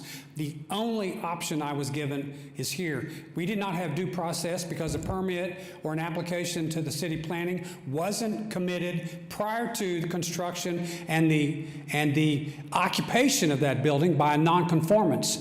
We were completely removed of the process until here. And unless you allow me the opportunity to go back with some continuity, we're stuck. When did you file your Action Center complaint? December of 25. Early December of 25. The first time the sign went up on 6th Street about a medical facility coming into place.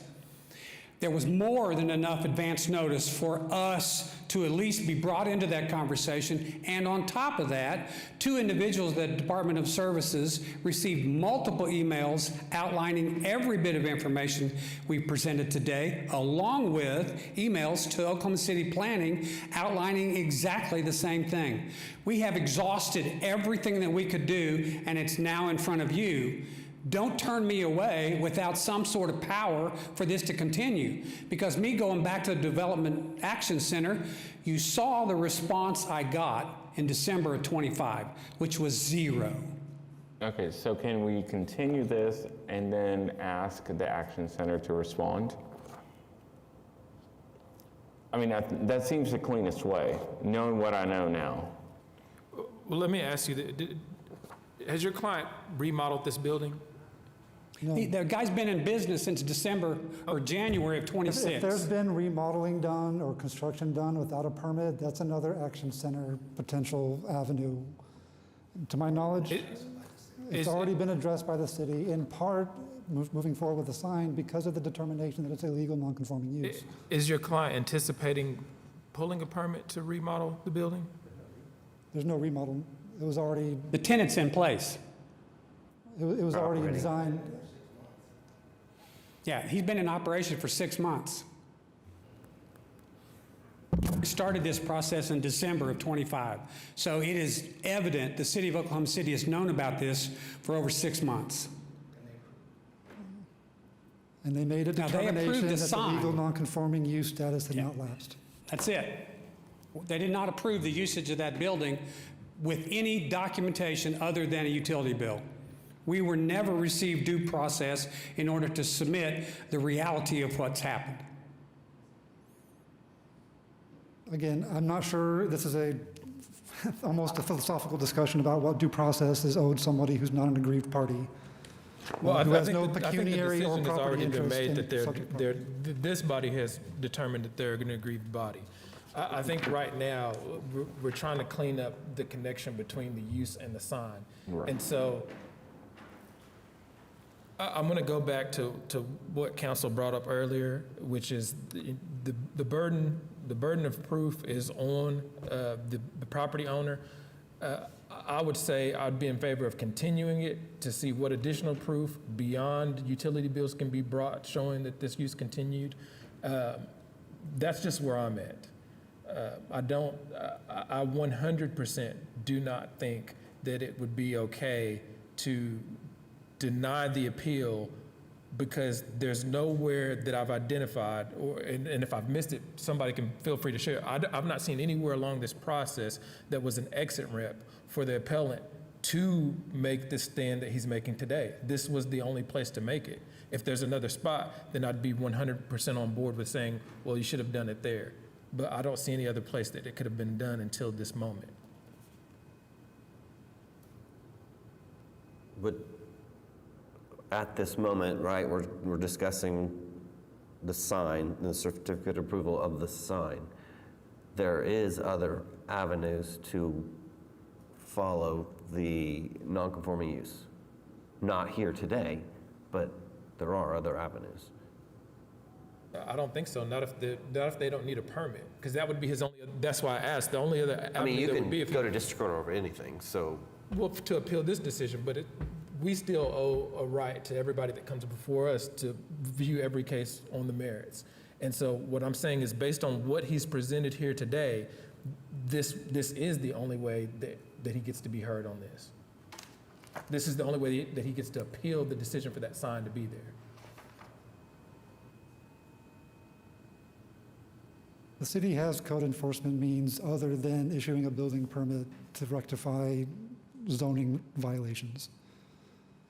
Right. And the applicant's here on the sign, but it's not the crux of the case. He wants the use gone. He wants the building to be not a medical facility. Which he's trying to get an answer for, it sounds like, for a while, and the city has not responded.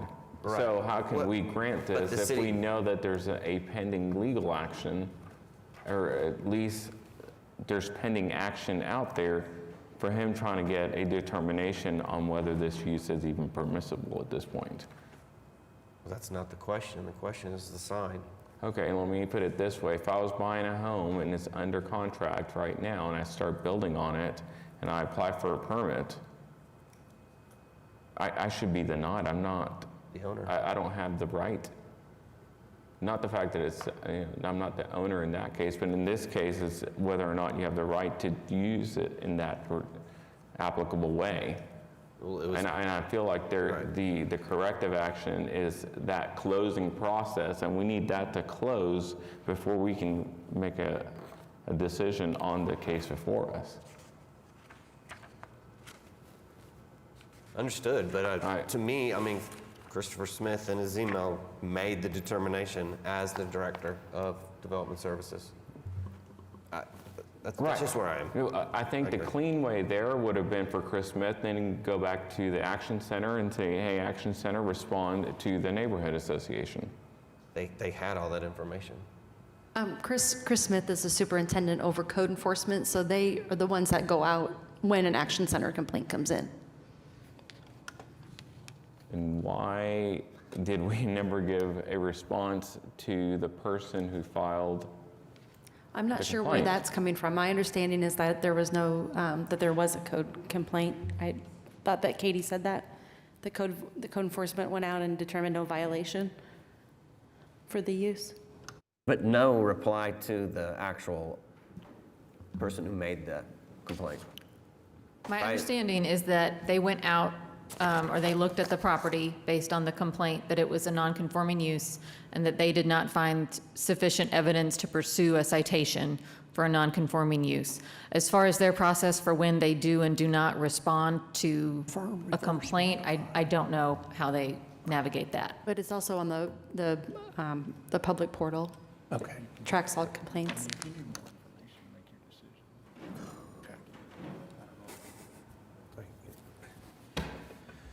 The issue of the Action Center versus City Planning and Development Services is huge. When Oklahoma City Planning gets involved, they issue issue notices to all the residents within a certain distance that this action is being considered.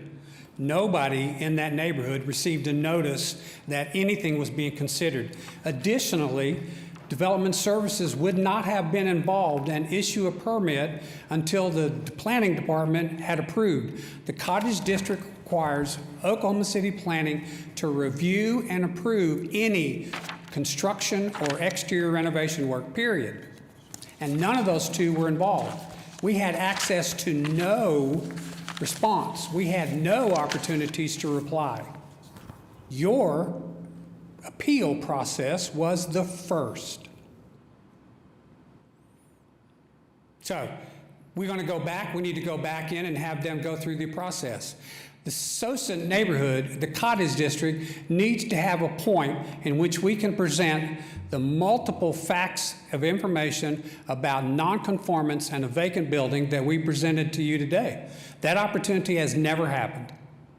And if staff determines it's going to be administratively approved, you won't get another opportunity. No, I will be in front of Oklahoma City Planning first, and that information would be presented to the planning, and I, as one of my emails, I requested a meeting with Development Services, and it never happened. It won't make the UDC agenda. Well, I can promise you there will not be a day go by in which I'm not going after this. I see where we ended up. I can promise you we're going to be very active. I see it. I understand it. I need to be given the opportunity to do that, and to this point, we haven't. I've got to have some teeth for this to continue. Do we as a board have the ability to request a formal opinion be sent to us? I think the board has every right to request more information from whoever they think would have that, staff or whomever, or in the municipal counselor's office or the staff or planning department, to make the best decision on the matter that's before the board. I think you do have that right, and to have all the information that you need to make an informed decision.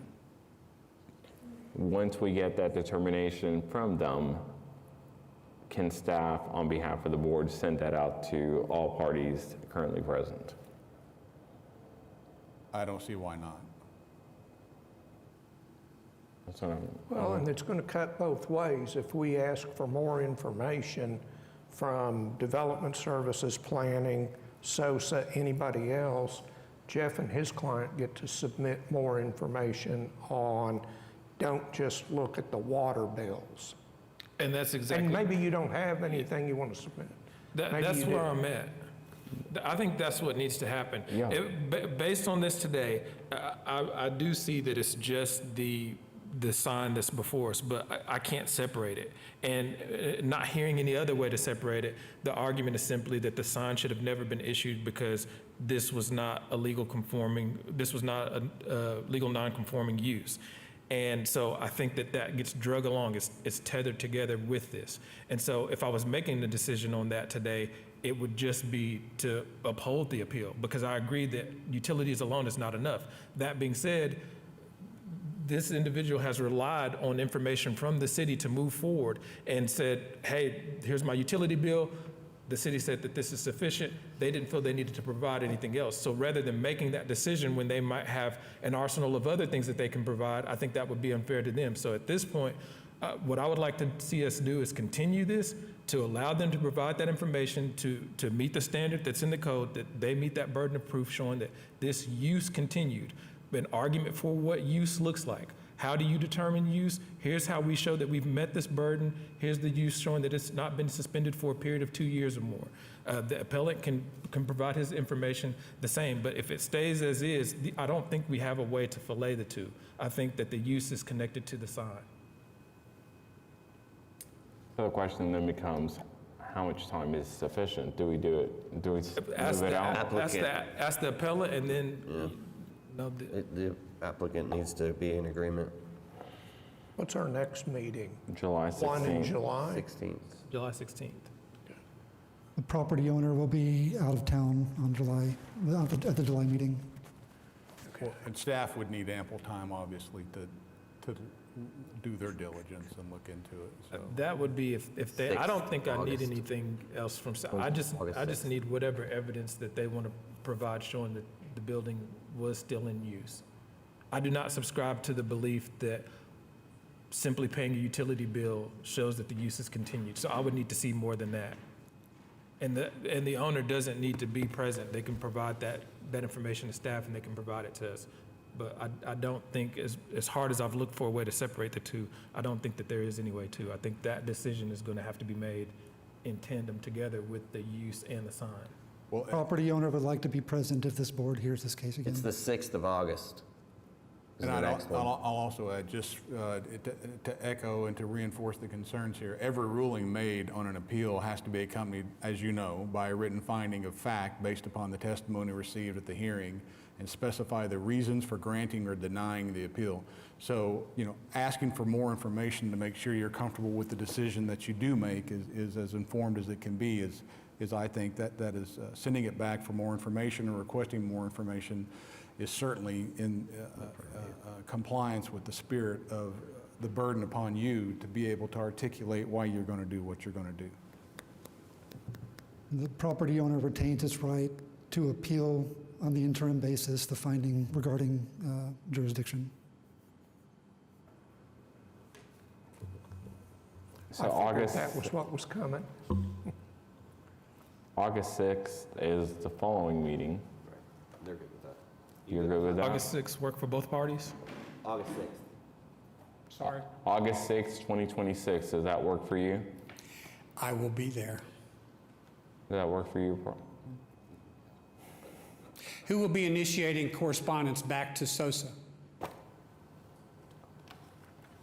It would be me. I'll email you anything that. Okay, so you will be establishing dates and times of meetings, and with who? Whatever information is given to me, I will supply. So we're going to start back with who? Well, we're docketing this for August 6th, as far as, There's not for a been a meeting formal back here. motion made. right, but we're remanding this back. So this has, our process We're not. outside of this has to happen. We're before- just deferring this, actually. Okay, Yeah, we're before August. We're going to retain it, and then we are asking for additional information. From Okay, both of you what parties. what would be the date for the reply of additional information? July something? Yeah. So we have a month. A week We have 30 before, right? days. The week before the meeting, Yeah. so it can be in the agenda packet. Okay, and you understand 30 days contingent upon the city's ability to meet. So, Now, We're not ordering anybody to meet. meet. We're asking for more Additional information. information. right, but we have to meet with the city for the city to understand our point, to provide you with additional information, and that has to be on your agenda by July something. No. Okay. If you have additional information that you want It to, would be presented in August. yeah, but if you have additional information that you want to present, you can follow the same process that you did with staff before, provide it to them. So that I submitted for a staff report, I would do the same. It'll make its way into the report. This Okay. is, this deferral is just to give Got it. both parties time to submit any documentation. I just don't want to be late. Yes, Right. sir. Got it. So by July 29th, Got have it. all your docs in. Got it. now, Who will initiate meetings with the city? There's no meetings with the city. That's my responsibility? No, If you want them, that's yours. You ask, yes. And Jeff, you submit anything Will else. Oklahoma City Planning be a part of this? I believe that's who they're remanding it back to. No, we're not. We're information. just deferring the case. Okay. We're not remanding. Yeah, all this is to provide time for you all to provide documentation supporting your position for your property owner, that there was not a period of 2 years or more that the use had stopped, and for the appellant to provide documentation to the alternative. Oh, God. Basically justifying Chris Smith's decision, I guess. As far as for planning, this is our item that was appealed, and we're happy to work with both the appellant and the applicant on coordinating with us and with other departments on any information you need prior to that August 6th meeting date. Okay, and please understand, take this the right way. I've issued multiple emails without replies. And so I'm needing somebody with the city that has some oomph to actually get a response so that we can have a meeting and sit down and these items can be presented. So I'm asking, will Oklahoma City Planning take the leadership role in establishing those meeting dates and times? We'll do the best that we can to coordinate with other departments. Okay. Yep. Thank For you. me, Phil, corrective action, or the action center, I feel, does need to respond. I think that needs to be closed out. I don't think we need an open action center case. We can't. We You can? know, we can't compel that, but we can ask politely. Well, then I am asking that they take action, as That well would be as, nice. Yes. I don't know what the board's position on whether a It review sounded of like an Katie was email. going to take care of that. I mean, Yeah, that's where this came from. and some sort of formal letter. So, but, all right, I'll make a motion that we continue this case to the August 6th, 2026 meeting. And for clarification, briefing or additional documentation in by July 29th for that meeting, is that correct? That would be preferable. Okay, we have a motion to defer. Second. Okay, I didn't hear the second. Motion and a second to defer. Cast your votes. We'll see you back August 6th. Gentlemen, I appreciate you listening. Thank you. All right. Number 6. I don't see Jay here. I'm sorry, did you call number 6? I did. I reached out to them during the meeting, and I don't believe they're here, so we'll have to defer that. Okay. All right, motion to defer case number 16262 to the July 16th, 2026 meeting. Second.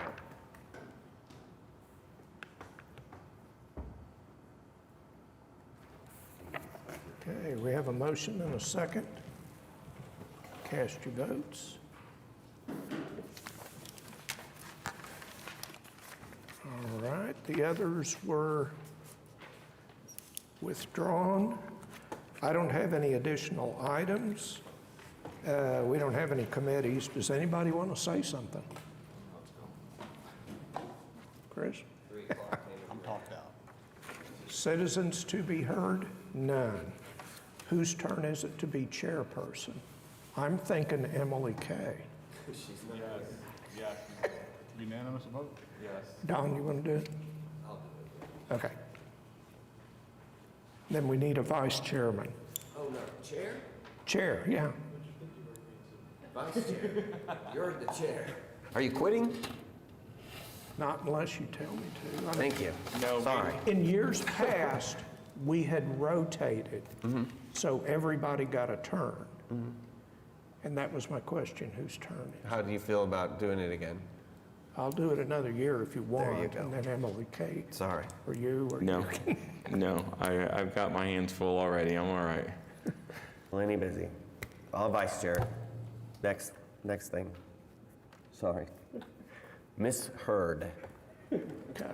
Somebody has to make a motion. I will make a motion to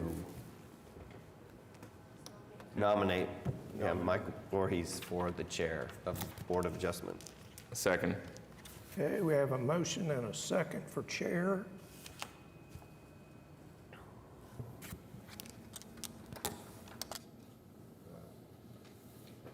It's me. And Don, vice chair, we need another motion. Another motion for Don. Motion to nominate Don Noble as vice chair.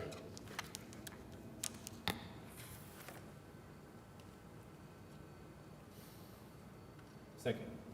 Okay, motion and a second for Don.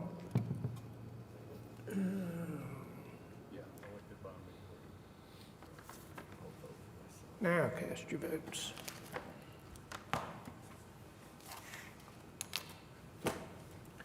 That concludes, I think we're adjourned. All right.